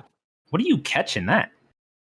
Monsters, I think. What? You're probably like spells and getting monsters. Nifflers. Okay. You're just catching human beings. Oh no! Muggles, catch up the muggles. Catching muggles. Filthy nomad. Getting you. Oh my god! Get them. And you go back, take them to Hogwarts, do weird spell shit. Guys, this is actually big news. This is one of the biggest video game acquisitions ever. It is the. Wow. Okay. Yeah. I think the one that was right under this was well, I could be wrong, but I think it was the King acquisition. I think. Or no, maybe it was an acquisition from Tencent. Yeah. I think there's a Tencent. I saw somebody put the highest ones. There was like a 10-cent one, and then the Bethesda deal was right under that. The Bethesda one was the third highest. It's crazy, isn't it? Like just what we do and how hardcore we are into video games. You would think guaranteed the Bethesda one is the highest, but it's like no. There's these mobile companies, man. Mobile games make money, and like they print money. Yeah, it's crazy. I don't really have too much interesting to say on this. I've never played any of Zynga's games or anything like that, and probably never will. So, I mean, they're the greatest developer of all time, so you're missing out. $12.7 billion. I guess if they're fucking worth it. Chris, you into mobile? No. No, it annoys me playing with touchscreens. There's very few games that I will want to play on it mobile. There are a couple, but very, very few. It seems like some dumb shit Sims would be into. Does he have his headset on?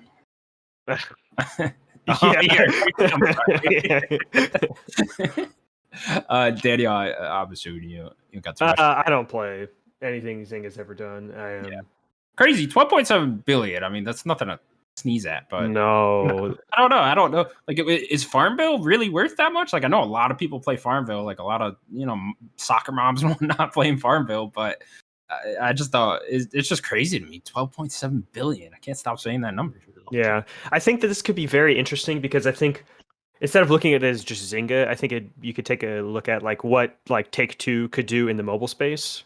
And I mean, this is a very like negative on my end, but like look at the 2K being a mobile version of that. Look at a GTA Online mobile version. Look at what if they got that running? Right, the GTA Online on mobile phone, that'd be crazy. Look at just any of their like kind of big something with Borderlands, a mobile version. Just a lot of different of their IP mobile version. Like, I don't want any of that, but like that's what probably could sell well or give them more money. You'll probably get it. Okay then. That's all we gotta say on that. Sims is mysteriously disappeared, but we will move on to what we have been playing.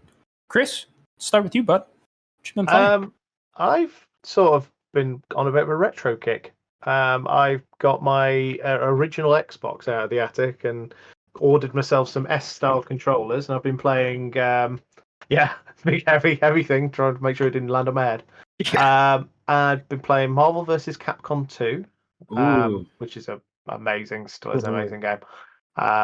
I was playing yesterday with my daughter. We played Harry Potter Quidditch. We played Harry Potter and... I was just talking about this game with someone on Twitter, and this was on GameCube, right? This is that game? Okay, so it's the same game then. Saw a little gameplay of it the other day, weirdly enough. It's good fun.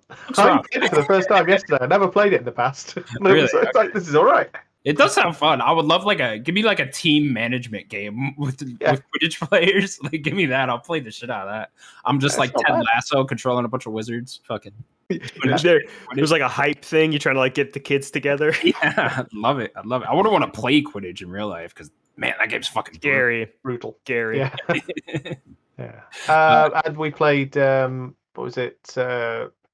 The Harry Potter and the Goblet of Fire. That was the other one we started playing. Action player 2-player. Is that one third person like shooter? No, it's yes, it is. Sorry, third person. Sorry, I was thinking you said first person. Sorry, third person. Oh yeah, third person shooter. Yeah, and you're firing your spells and stuff, and you're lifting things up with spells and stuff. Yeah, it's quite basic. It's all right. Are these the EA movie tie-in games? Yeah. Yeah. Okay. Cool. Yeah, they're not good. Like they're just okay. Because when EA made the movie tie-in games for Lord of the Rings, they were great. Good. Yeah, like that Return of the King game is fucking amazing. Yeah. Mm-hmm. Oh no, they were. But Harry Potter, not up to that. Not up to those standards. No. All right. Okay. I think they knew they could get away with not necessarily putting as much effort in That's with Harry licensed Potter. games. People are going to buy it. Sure. I mean, especially back then, right? We were getting a movie tie-in game every week. Every movie had a game. Yeah. Yeah. I've been playing a bit of that. Played a bit of Chrono Trigger. I'm sort of quite close to finishing Chrono Trigger for the first time. Nice. And yeah, just a bit of a retro kick. I've got some new games I got around for my birthday and around Christmas time, but I just haven't got around to playing them. Good time for that, though, right? Like, Yeah. Not too much coming out. I mean, there is a lot in the near future, but as of right now, there ain't nothing. The last newish game I played, I think, was the Gunk. I really enjoyed that. So did you complete that? Not yet. I've not had much time with it, but I don't think it's that long, so I can't be that far people away. were too hot on it. How were you feeling about it? I'm enjoying it.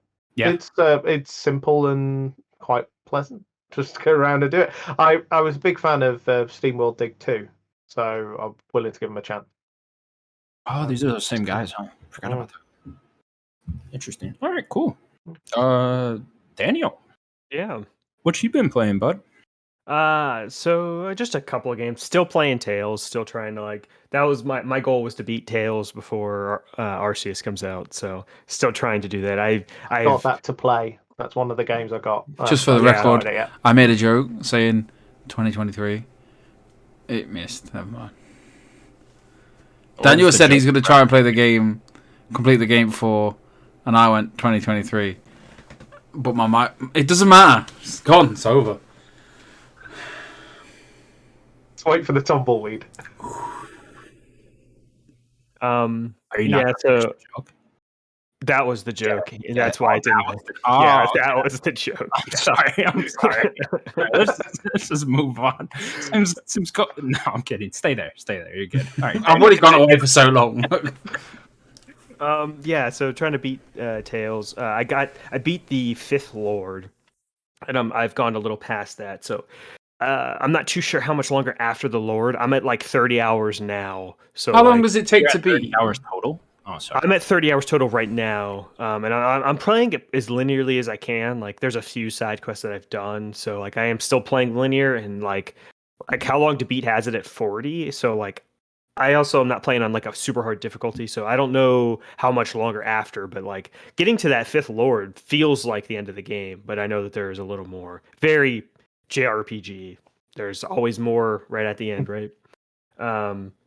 So hopefully I can beat that before Arceus. And now we're getting, Nobody Saves the World. I want to try to beat it before that as well. I know game's supposed to have a really good end game too. I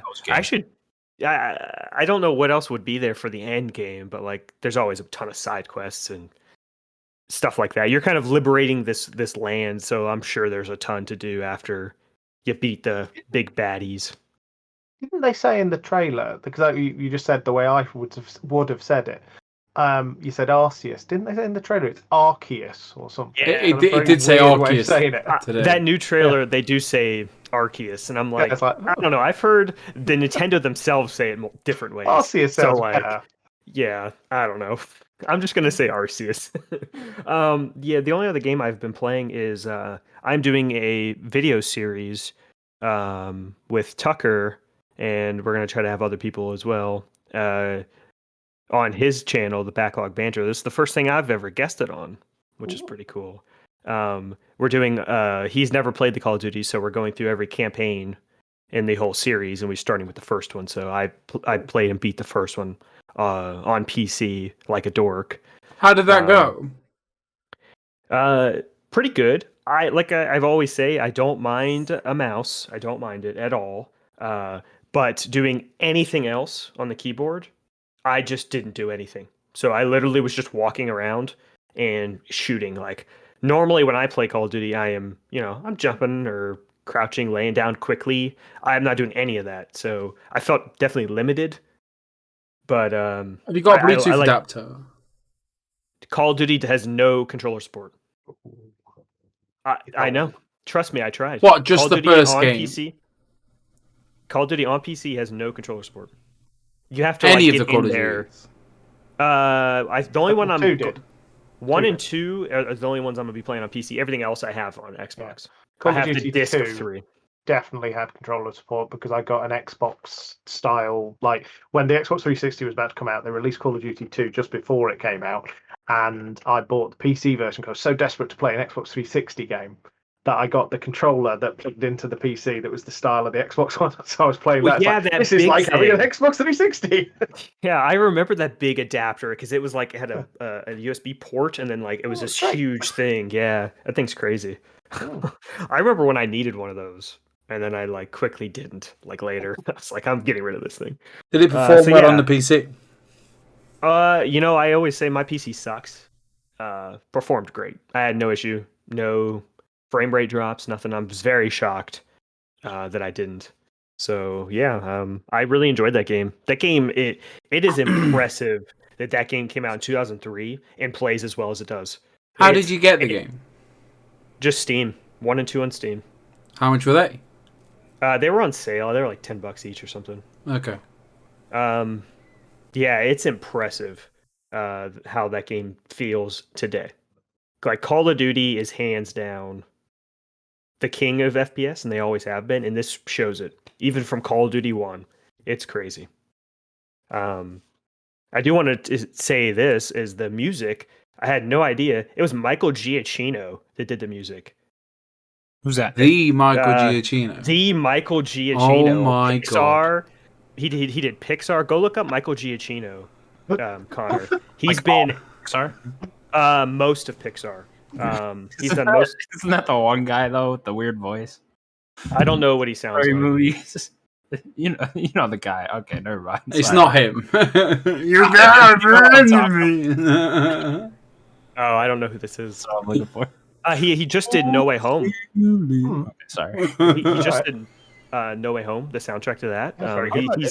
He's done a lot of Disney stuff. He's a very big like music guy. And he did Call of Duty 1, which is impressive. Like the music for Call of Duty 1 is very good. Considering it came out of nowhere, it was a big deal that game when it came out. People were very, very high on it.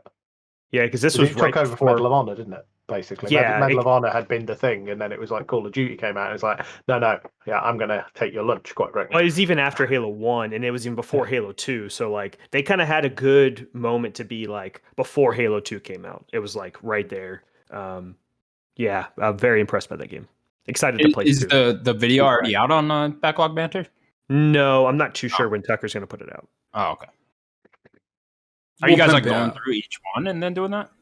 We're gonna go through each one. We're gonna do Call of Duty 2 next. That's cool. Yeah, I'm very excited. I'm intrigued to see what you think of 3. Sorry. No, you good. I have 1 and 2 on PC, on Steam, and then I have on Xbox. No, I there was a 360 version of that one. No, not that I saw. Call of Duty 2 is definitely on 360. I don't think it's backwards compatible though. It may not be. The Call of Duty 3 has a 360 disc, which I did buy, so I could just plug it or put it into my Series X and play it that way. Then after 3, everything is on my Xbox. So have you played 3 already? The only ones I really haven't touched is 1, 2, and 3. I love 2. 3 really disappointed me. 3 was really rushed, wasn't it? I think so. Yeah, just didn't. You went into it going, just give me more, and it's like. And I know that's a feeling shared by a few people I've spoken to. So, very intrigued to see what you think. I could have sworn there was a re-release of Call of Duty 1 on 360. There was about this yes. I talked to Andrew, who was on the show with us, with me and Tucker. He said that he brought it up. I was like, oh yeah, that's where it came from. Me and Connor were talking about this. I didn't tell him that, but there was when Modern Warfare 2 released. They released a Call of Duty Classic with it in 2009. That was it, yeah. Yeah. I don't know if there was a separate release of it. I'd have to look into that, though. Are you going to do just the mainline games, or are you going to do like the spin-offy type one? Yeah, for now. Big Red 1 and all that. Yeah, Big Red 1. I had Big Red 1 back in the original Xbox. You got to play Black Ops 1 on Wii. Oh, we got to point the Wiimote and try to shoot. The fucking the gun cross, bro. Yeah, that's fucking. That's bad. So funny. Is that all you've been playing, Daniel? Yeah. Tales is just. I've been just trying to beat Tales. It's just a very long game. Those JRPGs, man. I'll tell you. I committed. I got to beat it now. I committed to it. Sims. What you playing, bud? What are you playing? I'll finish with me. Because I'll be here for a while. Sure. Why? You got something big there, bud? I've played so many games. Not too many games. Yeah, me too. I kind of just been jumping around a bunch of shit. That Game Pass, man. Let me fucking tell you, this is a dangerous world in there, man. You just start downloading shit, and oh, I like that. I like that. All of a sudden, I'm playing fucking Hades for like 2. I play a little Hades. Yeah. Hold on 1 second. Hold on. You froze. You froze. There you go. Yeah, you said you were playing Hades. Then I think they took you into the underworld. Yeah. Stole your soul. Devil himself. Yeah. He got me. No, I played a couple hours of Hades now. The game's cool. I like it. Roguelikes usually are not for me, but this would be the one I think that could get you. Yeah, with everything that carries over and stuff from each run, it's I can see why people like it so much. I don't know how much Mario play of it, but I like the game. It's cool. I'm glad I got to check it out. It's a good Game Pass one for sure. Mm-hmm. Then I've mostly been playing Knights of the Old Republic, I guess. Ooh. It's kind of been my main game right now. Yeah, I'm replaying that. I haven't played this game in like 15 years. One of my favorite games of all time, but it's crazy going back to it, especially now with just how much graphics have improved and whatnot. It's just weird to look at an old Xbox game, and it's still got like the 2 black bars on the side. Does it have? Oh, I think he went to hell again. He went to hell again. Hades, stop pulling him down. There you go. You're back. Doesn't want me to talk. Anyways, yeah, Discord's messing up. Real quick, does it have updates like the backwards compatible updates? He went to hell again. Jesus. Every time he goes to hell, it makes this really, really weird noise, like kids are talking, and then he freezes. How weird is that? No, I think that's talking on your end. Yeah, I think it's actually from Chris. Are there people talking with you, Chris? There's nobody in the room with me. I just hear kids talking. I want to hear kids talking as well. Hey, Chris, who's that lady standing behind you? We'll just jump in if I can while I'm on. Call of Duty 2 is backwards compatible on Xbox One. Xbox One. Is it? Okay. Yeah. So I guess it's too late. I already own it on Steam. Yeah, you could have done it. Okay. It's definitely controller compatible though on PC, so you can get away with not using the mouse. And there was something else, but it's gone. Okay. Does KOTOR have any newish like backwards compatible stuff? Compatibility stuff? I don't think so. I think it's. I mean, whatever random upgrades you get just for running it on the Series X, that's what I'll have. But I don't think it's and stuff, right? Yeah, it's up res and stuff. I don't think they've touched it at all. I think it's just simply the game running on the system just makes it better. FPS boost and all that, or whatever. Yeah, I'm not entirely sure what they did through it. But yeah, it's fun going back to this one, especially after Mass Effect. You see a lot of Mass Effect in this game, obviously being BioWare, and this came out before Mass Effect. It's very much like this is like the prologue to Mass Effect. Where they were finding their footing. Yeah, stuff like that. I'm sure they also got a lot of stuff from Jade Empire and stuff like that too. But this game really feels like a Mass Effect game just set in the Star Wars universe. And it's great. There's rumors going around, isn't there, that it's going to play differently, the new version. The remake, which is actually a good thing. I actually find the combat to be really bad going back to it. It's not great. The whole it's like a halfway step between turn-based and being an action game because it's almost like a dice roll, and where you like it'll kind of roll. You select what attack you want to do, and then it kind of like rolls the dice in the background somewhere. And it has like D&D even stats too. Yeah, right? Stats pop off and stuff. So like, there's a chance you'll select an attack and the attack will miss. And that just depends on the roll of the dice and how much it is. It's not a good combat system. I see why they dropped it, but for the remake, they need to completely redo the combat. I think the rumors are it's going to be a God of War style action thing, and there'll also be a second style combat that's influenced by Final Fantasy VII Remake. So both of those sound very cool because it's going to be hard with the remake because you got to nail melee and shooting, because you could use a gun in this game the entire time if you wanted to. It doesn't matter. You don't have to be a Jedi and use a lightsaber and all that. No one would, right? Because why wouldn't you get the lightsaber if you have it? But you could if you wanted to. Yeah, you could even hold a pistol in one hand and then a lightsaber in the other. Are you kidding me? Yeah. That's awesome. Yeah, it's really cool, and that'll be really cool in an action game. So there's a lot going on with that. Have you not played it then, Daniel? No, I've never played it. I think I own. I think Sloan replays both of them every year. So like I know a lot from him just replaying it like every year. I gotta talk to Salone more, man. Yeah, I tell you this every time. We need to get him more on here. It's just he works on when we're doing this. Yeah, I really want to, and I'm very excited for this new one. If it is that hybrid system, that Final Fantasy VII system needs to be everywhere. That remake system. That system is perfect. It is. You can pause time, do what you want to do. It can also just be action. You could just do it all real time if you want to. So like that's. I want that combat system in so many games. I get sick of it. And then we all beg for it to stop beating games. Just do that for a while. I'm down with it. 100%. But you would love Knights of the Old Republic, Daniel. I'm sure. I know. Yeah, the amount of lore and how deep you can get just into the Star Wars world. I mean, it's just typical BioWare fashion. You could sit there and talk to an NPC for 15 minutes and just learn about the lore and where they come from, different planets and stuff like that. You would absolutely love Star Wars Knights of the Old Republic. But it's fun. It's fun going back to it. I own 2 on Steam. I think I picked it up for like £1. They're always on sale on Xbox too. They're always super cheap. So what's 2 difference then? Is that like a different combat system? It's Obsidian. No, it's the same thing. It's in the same engine. It's the same style of gameplay. That game was rushed so much that a lot of it just carries over from 1 to 2. Because it came out the next year. They had to rush it out. They didn't even get to finish the ending of Knights of the Old Republic. It's been patched in.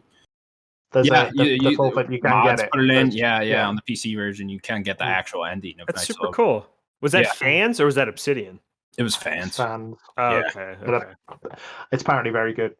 Yeah, And what's but they the, had the ending written out. So what's the Star Wars MMO that? The Old Republic. The Old Republic. Yeah, it's very good. Yeah, that opening cinematic. yeah, I've never played it. I love that opening cinematic. Have you seen that, Connor? Yeah, with the twins, right? That one? I don't know if there's twins, but there's like a bunch of people with lightsabers just fighting. What's that? Is that still supported then? Yes. Yeah, they just did like an expansion like within the past year and a half or so. There's one about to come out, a big one. It's going to make a bit of a splash, I think, this year. Interesting. But yeah, they re-released that cinematic a couple of months ago. They've up-resed it and stuff because it was such a popular. I need to go watch that again. Yeah, that's cool. It is good. It's funny going back to Knights of the Republic too, because there's a big twist in that game. I'm sure as everyone knows. I don't know. Maybe you guys don't know what the twist actually is. Yeah, I know. they tell you it so many times, like throughout the story of the game. I've realized, and I was like, you won't believe it till the end. Yeah, I'm sitting there like, man, how did I not realize this? And it was like, well, you played this when you were like 8 years old, so that's probably why. But the game's also very hard. Like I was playing this, and I was like, how the fuck did I beat this game so many times back then? Does anybody else feel like they've, in some ways, got worse at games as they've got older? That they must have had skills, but they've lost. I felt playing the Halo Infinite campaign. Like I was dying left and right playing Halo Infinite campaign, and I was just like, "What is going on? Like, do I just suck now?" For me, I grew up on online multiplayer, so like I can tell that like high school Daniel would dominate me right now. Yeah. Like no question, high school Daniel was on another level than I am, and that hurts me to even think about it. I want to meet high school Daniel. Yeah, he was insane. I'll just say that right now. He was very like. If you think I'm good now, my reaction time is slowed. Like he was way quicker. You got to get that 8-year-old reaction time. Yeah. Like my brother thinks he's better than me at games because he's in high school and he has fast reactions. I'm like, but I'm smarter than you. Got him there. Yeah. Give him a fucking wedgie. Well, the thing is, he looks like me, so it'd be like I'm giving a wedgie to my high school self. So it kind of sounds. Oh, that's an image. Then I've also been playing a lot of Skate 3, which I've never played before. I played the first Skate a pretty good amount. Not sure if I ever like beat it or anything. Never touched the second or third one, so it was cool to jump in. Were they all 360? They were all 360. Yep, they were all 360. Yeah, I think this one was very end. I think this game was 2012, so right towards the tail end of the 360. But yeah, it's a great game actually. A lot of people say this is the best skateboarding video game. Yeah, definitely. I wanted to see that for myself, and it's definitely up there. I think it just depends on what you prefer. If you prefer Tony Hawk or if you prefer Skate, I definitely. What makes Tony Hawk them more different? Oh, they're entirely different. Tony Hawk is much more about doing crazy tricks and putting your combos together and doing crazy flips in the air and shit. And then Skate is more just about street skating, like putting like a line together, like Grenville World and flipping out of it and then landing that trick is just hard in itself. Where like in Tony Hawk, if you try to do that, that would just be like a very simple thing. Yeah, exactly. It's arcadey versus realism, pretty much. Okay. But yeah, Skate. I like Skate enough to play through them. This one's cool because it's like an open world structure, so there's just a bunch of little tasks you go around and do everywhere. Like there's one where you like do a picture for a cover of a magazine, and these are like everywhere. And then you do the trick for the picture, and then you actually go into like a little photo mode. And like it's like the most basic photo mode ever, but it is like you can up the saturation and the brightness and whatnot, or make it black and white, whatever you want to do. So that stuff's cool. You guys know how much I love photo mode. And then there'd be your basic like races or street competitions, stuff like that. So I'm having a good time with Skate 3. It's definitely a good one for Game Pass to just check out on.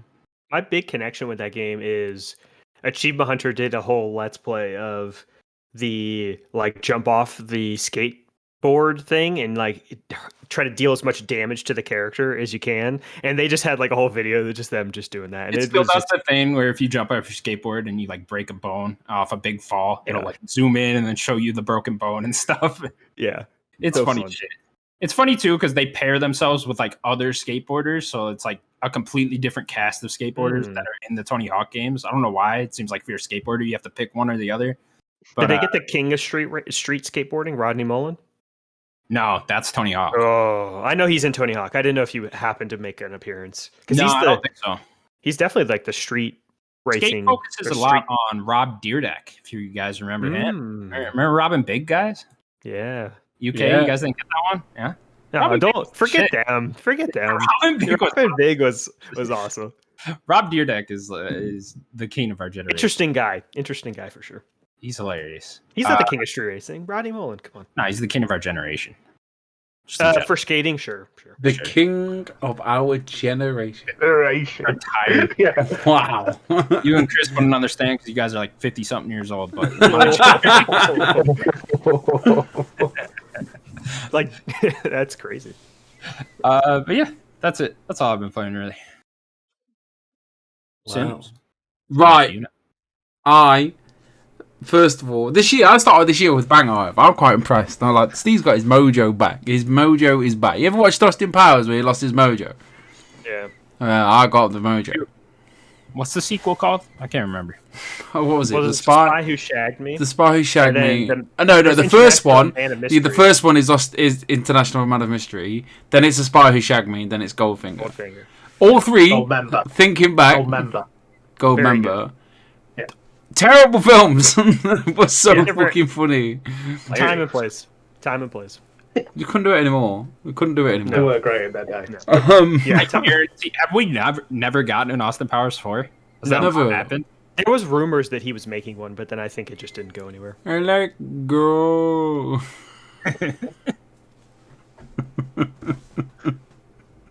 Make it Austin Powers.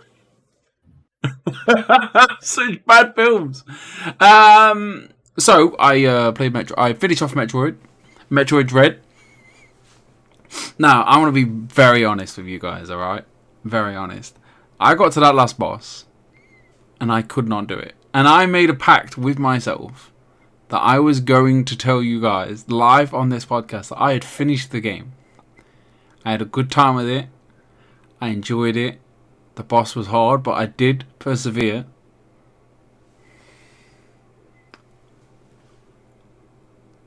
Yes. Zembla, yeah, 100%. We'll get you definitely on this in the next couple of weeks. Like, we'll definitely sort something for that, 100%. It's just been a hectic couple of Christmas months. Again, sorry, Zembla in the chat has just said something. It just threw me off. Just in my corner of my eye. Who are you talking to? We are live on youtube.com/Nerdic. So anyway, you're just answering random people. So look, guys, look, I'm being honest here. I'm opening up to you guys. Okay. You didn't actually beat Metroid. So I was going to tell you I'd beat it. I was going to lie to your faces, all right? And that wasn't cool. Anyway, so I'd literally just thrown a paddy. I've been getting up at 6 in the morning to play this game a lot last week. So I was playing it, I was having a good time, and I got to this final boss. I could not do this final boss. Couldn't do it. I told you it was very difficult. To the point where I turned it off, and I was okay with never playing it again. to the point where I was like, I've finished this game. It does not matter about this boss. And I convinced myself. Went home, went to work. I was planning the next game, and I said to Nat, I says, look, Nat, I'm not doing it. I can't be bothered. Like, I'm sick of it. I'm too frustrated. And my missus, you know what Natalie says? She says, you're a fucking pussy. And you're not a real gamer. Thank you, Nat. I was like, Good on you. And I was like, hold on. I was like, look, I was telling that. I was like, Nat, I need you to get on board with this life for the rest of your life. Like, you need to take this to the grave. She was like, no, you're a pussy hole. No, she's like, a real one. You need to sort it out. Yeah. Don't be sorry, Zen Bloke. Zen, never be sorry. Yeah. So anyway, who you were talking to? Yeah. That's sorry. fine, then. What's up, Zen? How you doing? So what happened is, right. So I come home and I put the Forgotten City on. Now the Forgotten City, Connor, he just randomly just puts this game on number 1, top 10, his game of the year. Yeah, random. We would praise it. I think it's of course, you were praising it. Hiatus, and me and Daniel played through it, so I think you just missed me and him talking about it so much. But I knew that you played it. Yeah, I knew you'd played it, and I was like, and I remember we did Game of the Year last week, and it was like number 1, and I'm like, and I've not played it, and it just bothered me. Like it really bothered me. If you heard, yeah, okay, I'm sorry. I knew you were high on it. So anyway, I was like, number 1, I've got to play this game. So I put it on, and I was like, 5 hours to beat. I was like, I can do this in one night. I aim to do it in one night. And I put it on Friday night, and it just got me from like the word go. And like, it took me, following, who's the main guy? Who's the guy that you meet every time? Galerius. Meeting Galerius. I was like, yo, Galerius, what are you saying? Galerius was like, alright, mate, how you doing? Like, let me take you on this tour of this city. And I just walking around with Galerius. I was like, you alright? And this girl was like, hey, what you said? I'm like, hey, what you said? And I was just in. Met this Spartacus guy. I was like, you're a bit of a douchebag. Anyway, so as the story of Unreal and like the way the mechanics like the works and like I was like, I'm never gonna break these rules. And anyway, I picked this like you meet who's the prick that wants you to have the bow. I forget his name. He's like the weasel looking dude. Trickster type person, Yeah. And he's like, I picked this bottle up, and all of a sudden it's like, the gods have smited. It was like, oh shit, what's going on? And all the next thing you know, like there's these fucking bow and arrow guys hit him, and I'm like, and I didn't know. I was like, I followed the thing, and it looped again, and then I was like, and then I got into this bit where I was like, I just don't know what to do. I was like, oh, what I'll do is I'll just go and loop again. Not understanding the mechanics, you couldn't loop unless you broke the rules. Right. There's no reason to. And I was just like, this is insane. Like, and as the game, like, I literally only looked at like one thing because I just couldn't figure something out. But I explored the whole place, the whole town, every nook and cranny, the back caverns. I'd found one of the slates like really early in the game because I was just exploring so well, like. And as the game just like literally just like from start to end, like 4 or 5 hours in the evening and then 3 more hours in the morning, I was just like, after it finished, I was like, wow, what a game! And then I watched the I didn't watch all of it though because I fell asleep, not because it was boring. The documentary. Oh, the no clip. Yeah, the no clip one. I was like watching this guy's story of like, oh, I'm just a lawyer, and then his lawyer mates were like, you want to put that to bed, mate? You don't want to do none of that. And I was just like, and like playing the game and the way it's written, the way the story progresses, and everything about the game. Every character is interesting. Like every character's like you want to listen to everything these characters say, and then you meet the lady that's like sorting all the election out. I forget her name. Yeah, I forget. And then she's like, oh, follow me to the bath, and I was like, okay, I'll follow you to the baths. And then the next minute, like, fucking the Ronin turns up. He's like, I'm here to kill someone. I'm like, I have no idea. I don't know who you're talking about. And like, and before that, this woman's like, oh, I'm gonna go, and she goes and dies in the bath. And I was like, and then for some daft reason, I thought this was, when I overthought the 12 minutes. And I was like, I think you had to go and like tell the missus that you're sitting on it and then fake her sleeping and blah, blah, blah. So I was like, I need to lure him into this room, and then I was like, surely not, like, surely, like, and it fucking worked. I was like, oh, I've killed Ronan, yeah, don't fuck you. Anyway, I'm rambling because the game's so special. Like, the game is special, like, so special, and like it's so cool talking to everyone in the town too. Right? Yeah, and they all have their own interesting side thing going on, but then the side thing kind of interweaves into the whole overall story going on. It's great. But then the woman that you saved from the baths, she's like, oh, so you admitted to killing him? I was like, yeah, well, I've saved your life. The gods have smited you. I was like, oh shit, oh fuck. I was like, oh no, it's so fucking Can't good. say anything. Yeah. I was like, oh fucking Nora, but it was so good, and then. But like in the little bits of dialogue where they've just like dropped a little bit of like real life into that, he's on about, oh yeah, you've not been where I am, where people just don't know what to do in a fucking pandemic, and I was just like, fucking bravo! Like it's such a fun experience. I honestly I finished it Saturday, like I think I got the proper ending Saturday evening, and it was such a special experience. I was like, not to spoil anything, but bravo. The fourth ending's great, right? Really, really special, yeah, definitely. Everything up like perfectly, and it's just a special game, like, and you know, in that last scenes, like talking to everybody and like what happened and where they went, etc. It's such a good game, like really special. So then, right, Metroid Dread. So I was like, well, I'll do the boss once a night. Do you know what I mean? I was like, I'm gonna keep like I'm gonna practice every night. So I did it once, died, turned it off. Did it twice the next night, turned it off. Third time, I got to like the third bit, and I was like, right, okay, Steve's doing it now. And I got really good at the first one. There's three phases. Smashed the first phase, learned the second phase really well. Second phase probably the hardest, I think, with the bouncing around his gun part is pretty challenging. Where you have to jump around it, yeah. Like once you've mastered that, it was easy, and then the third bit, like. You have to kind of like compose yourself and like right, and then he does like one or two new attacks, and then you have to realize that you can like parry. Oh my god! Anyway, I did it. So I did it the first time. I was like, I did it, and not knowing that there's like a cutscene where you have to like interact with it. If you don't interact with it, you're dead. So I was like, I did it, and then he completely took me out. Did it? I was like, I did it, and now I have to do it again.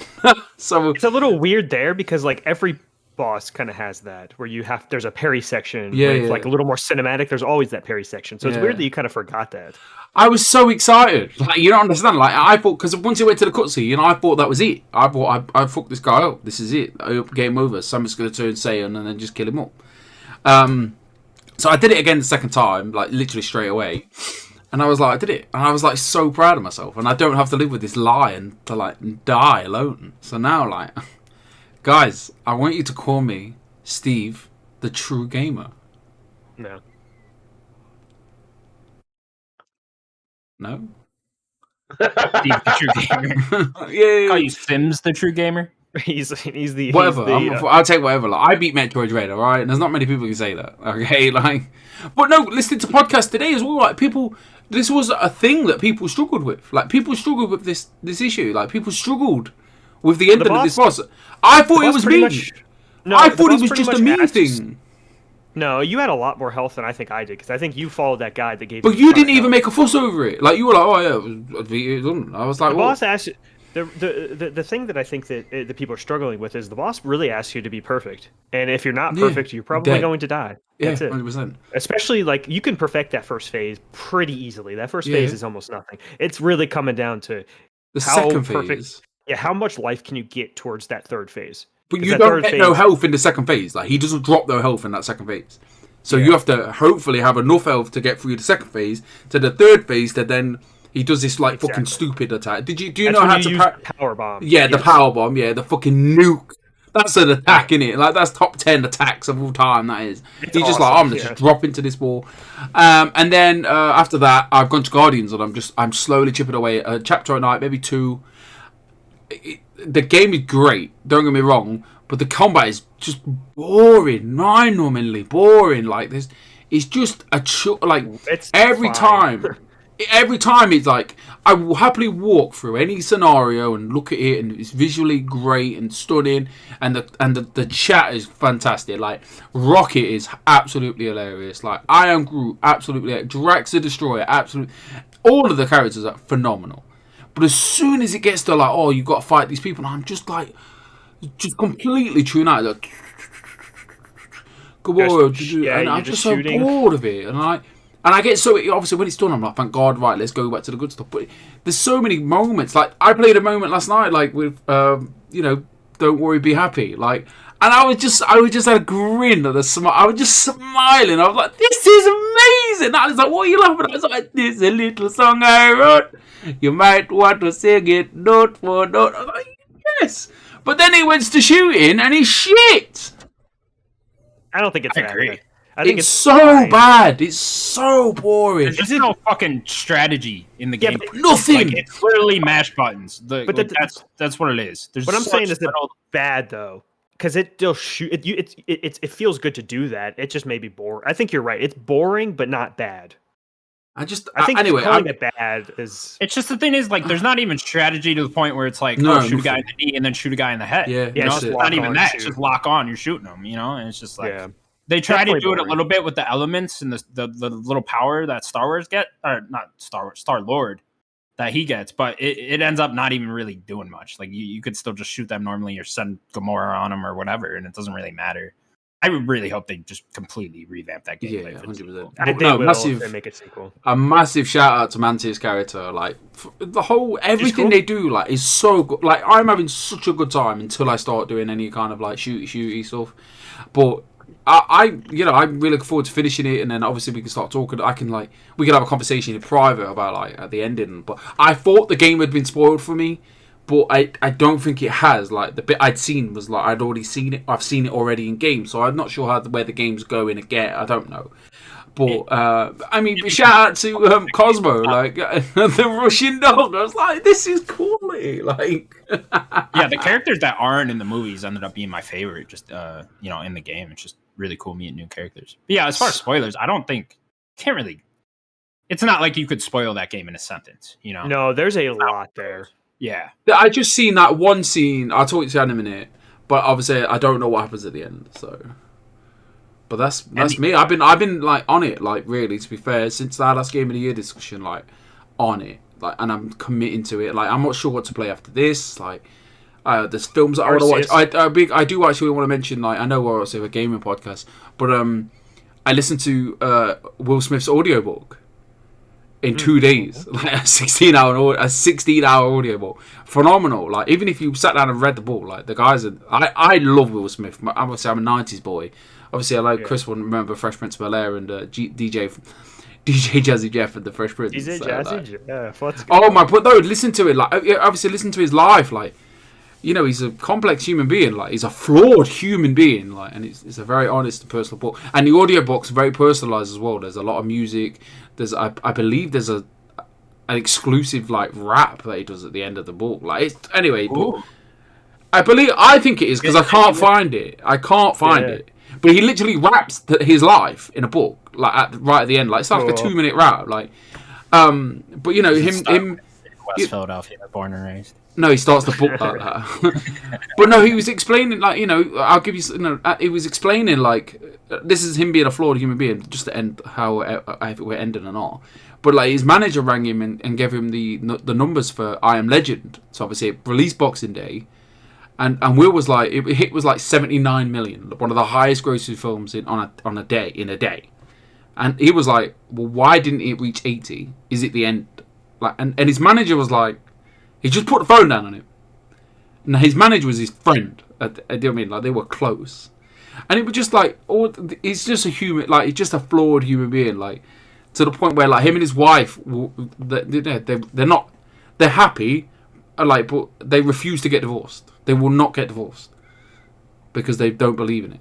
To that point, there are some really weird people in the world. The one that always gets me is I read Brock Lesnar's book. I need to read that. Yeah, it's really good. Talking about his UFC stuff mostly. He talks a bit about the wrestling, but why he's doing that. But he talks about the fact that at the start, where his dad wouldn't acknowledge him if he came second in a tournament. If he got like silver, it's like, yeah, it's first loser. It's a good dad right there. Will Smith's dad, though. Will Smith's dad was a bastard. Are you Brock Lesnar's dad, Connor? I should be.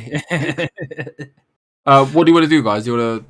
Do we can play a game real quick. Just 20 questions. Yeah. But I want to talk about that Will Smith book off. I want to talk about Will Smith. Like, people need to read that book. Connor was like, "Yeah, Daniel, you're too easy on us. Make it more difficult." Don't be a bastard. Last 6 questions one time. It was crazy. So every game from now on is going to be very obscure or kind of more of a side game. I'm not going to really do any big games anymore just because of Connor. There you go. I mean, that's not necessarily what I meant. That's what you asked. You asked me to be harder, so I'm going to be harder. I've been more lenient lately. Okay. Well, I'm making this a hard one. Maybe a hard one. I have the game here. I'm ready whenever you are.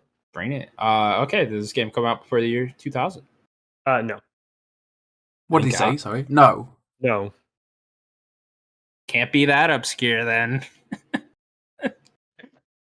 That's still like 20 years of games. But I got that 20 years down, man. Chris, you're old. We need to be for this one. It's after 2000. We need to stop calling Chris so old. Yeah, sorry, Chris. Chris lives near me as well. Chris for being Chris old, will hit me. Make fun of Tucker for being young. It's like that's true. Everyone coming through here is getting shit for their age. Chris, you've got a question. I'm still thinking. You go, mate. Did this game so this game come out before the year 2010? Yes. Right, 10 years, boom, done. Right, so start from January 2000 every time as well. I say the same joke every time. That's all you do is the years. I'm a comedian. Interesting question. Comedians have the same jokes, okay? They have the same material. They use it different. Actually, comedians change it up more often. I'm just the old ones are the best, okay? Sure. You don't want to see Eddie Murphy doing new material. You want to see raw and delirious. That's what you want. Raw and delirious. Is it from the Xbox 360 generation? No. Okay. Is this a mobile game? No. Okay. It's not that fucking obscure, is it? It's Smarty Pants. Yeah. Thank you, Nick. Thank you, Nick. I know. What was Nick saying? Nothing. Just keep going. What do you say? No, he's with me. Me and Nick are on the same page. Go ahead. Keep asking more questions. What, he agrees? Yeah. Here we go with the year that question. You're not obscure.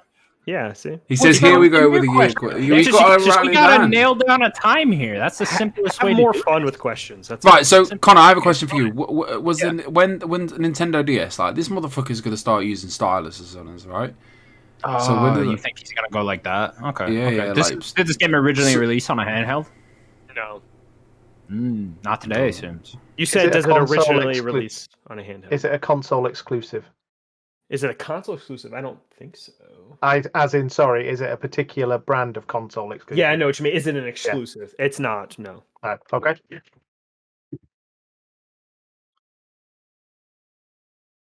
Here we go. What did he say about the Xbox? How dare you, Nick? It's not on the Xbox. You know what, sorry, Nick? I'm the photo mode king now, okay? Oh, he's calling you out. I'm kidding. Nick's way more talented than me. You both are very good. Continuing on. Where are we with this? You don't know anything about the game yet. Okay. You're right. Is this a first-person game? No. Okay. Is it a side-scrolling game? Let me see exactly what the game is, because I don't know 100%. I will say it's not a game that He's gone so obscure he doesn't even know. He doesn't even know the game he's talking about. I haven't. He was like, you know what? I'll make up the game at number 19. Yeah. There must be one that fits this. It's not side-scrolling, no. Say no to all of your questions and find a game that lines up with. That's a game. That's like a GameScoop thing. So when did the Nintendo Wii come out? That was 360 generation, so it's about that time period. So yeah, but he's already said it's not that generation. So I would go older than that, earlier 2000 to 2000. Unless it's a late N64 game, it must be a PS. Well, you're looking at GameCube, PlayStation 2, okay, Xbox. Original Xbox sort of generation time. Is this By the sound of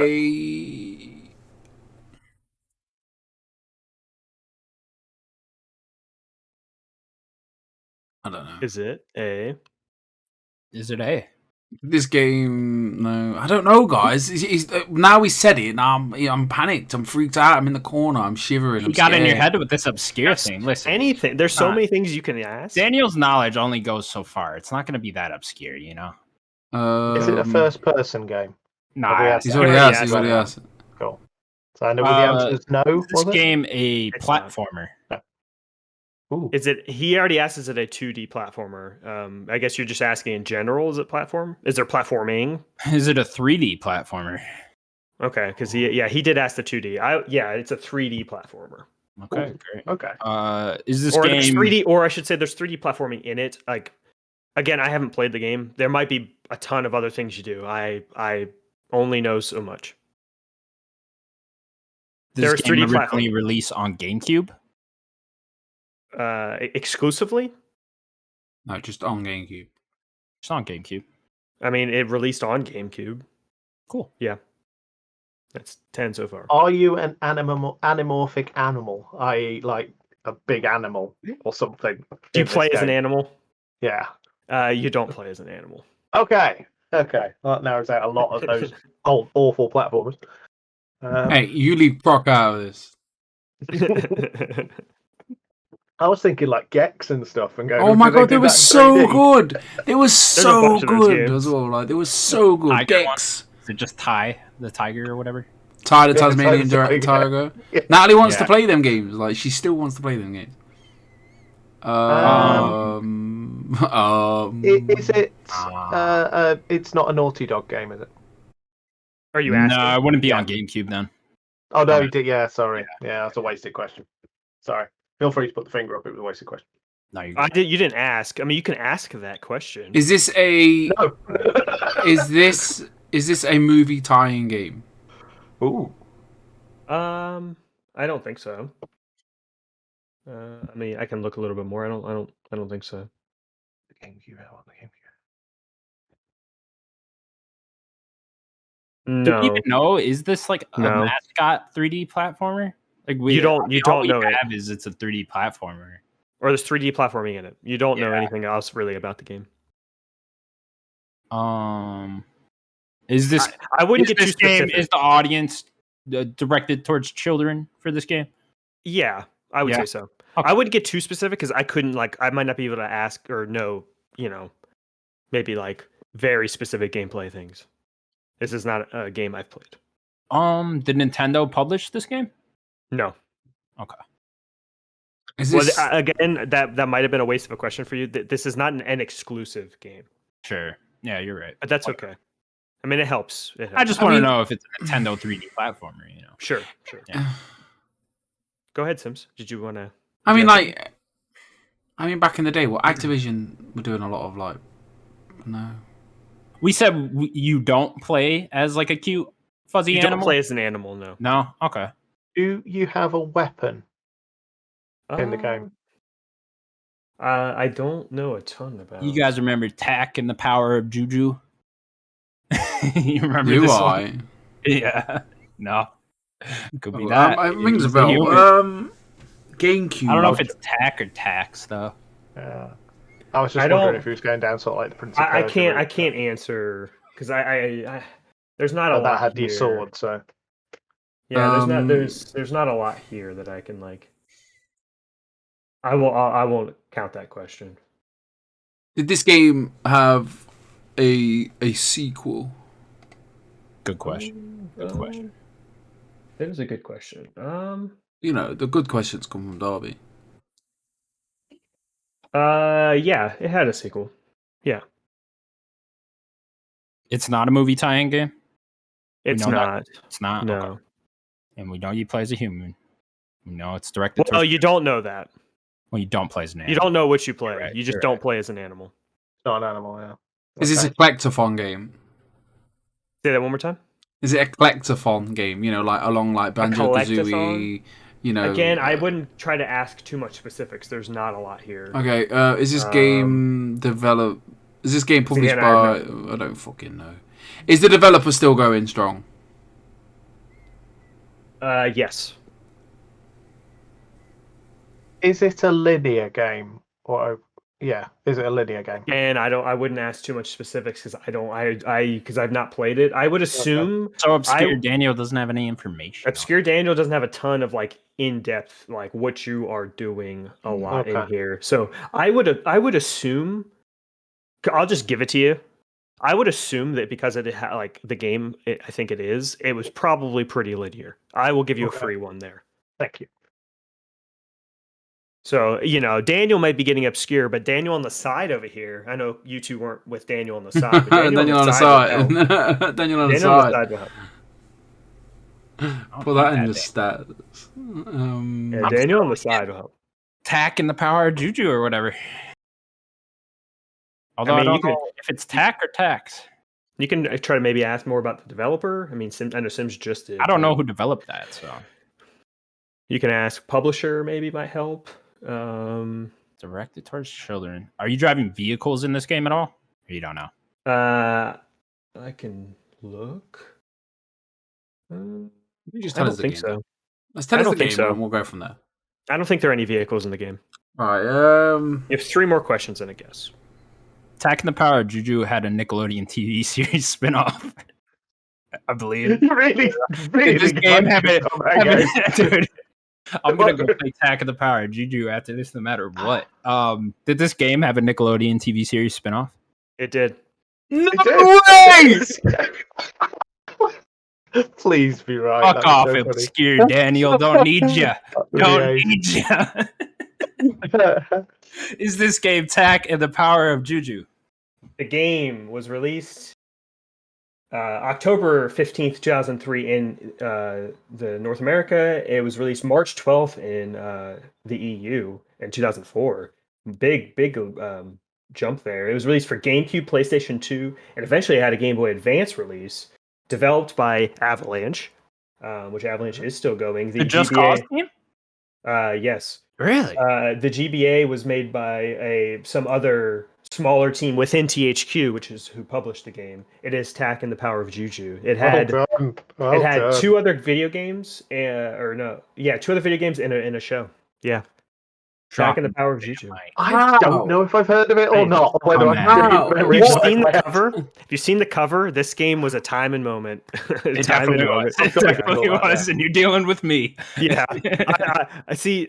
I'm only going to get more obscure, so I'm glad that you got this one though. Wow! How did you even think of Tack and the Power? How? That was the one that and the tie game came to mind with the 3D platformers. Yeah, see, Chris? See? It was I remember the fucking Nickelodeon show. Yeah. Was it TAK and the Power? There you go. Oh, you. Okay, well, ladies and gentlemen, it's going to be a rough year for me for 20 questions, I guess. It's only going to get worse. We got the 1 win. That's all. We'll carry this straight to 2023, let me tell you. Undefeated in the first year. Well done. Undefeated. Yeah, we're going to go undefeated this whole year. All right. Probably not, though. Anyways, thank you so much for watching. Please remember to subscribe to us on our YouTube channel and subscribe to us on audio platforms as well. Leave a comment. Leave us those 5-star reviews. Good stuff. We're follow Chris team over here. Yeah, go follow Chris. Chris, did you get your podcast back on yet? We are still in discussions about what we're going to do. We are going to do it. There are plans, but it's just the world's not allowing it at the moment. But we're going to do it. It's going to get just before we go for the audience. Who's that picture in the background? Which one? You shaking someone's hand, right? Bret Hart. There you go, Bret Hart for the audience. So he's probably really like, who's that? All right, I've got those questions about Bret Hart. Right, we can go. Thanks for watching, everybody. Bye-bye. Bye. Thanks for having me.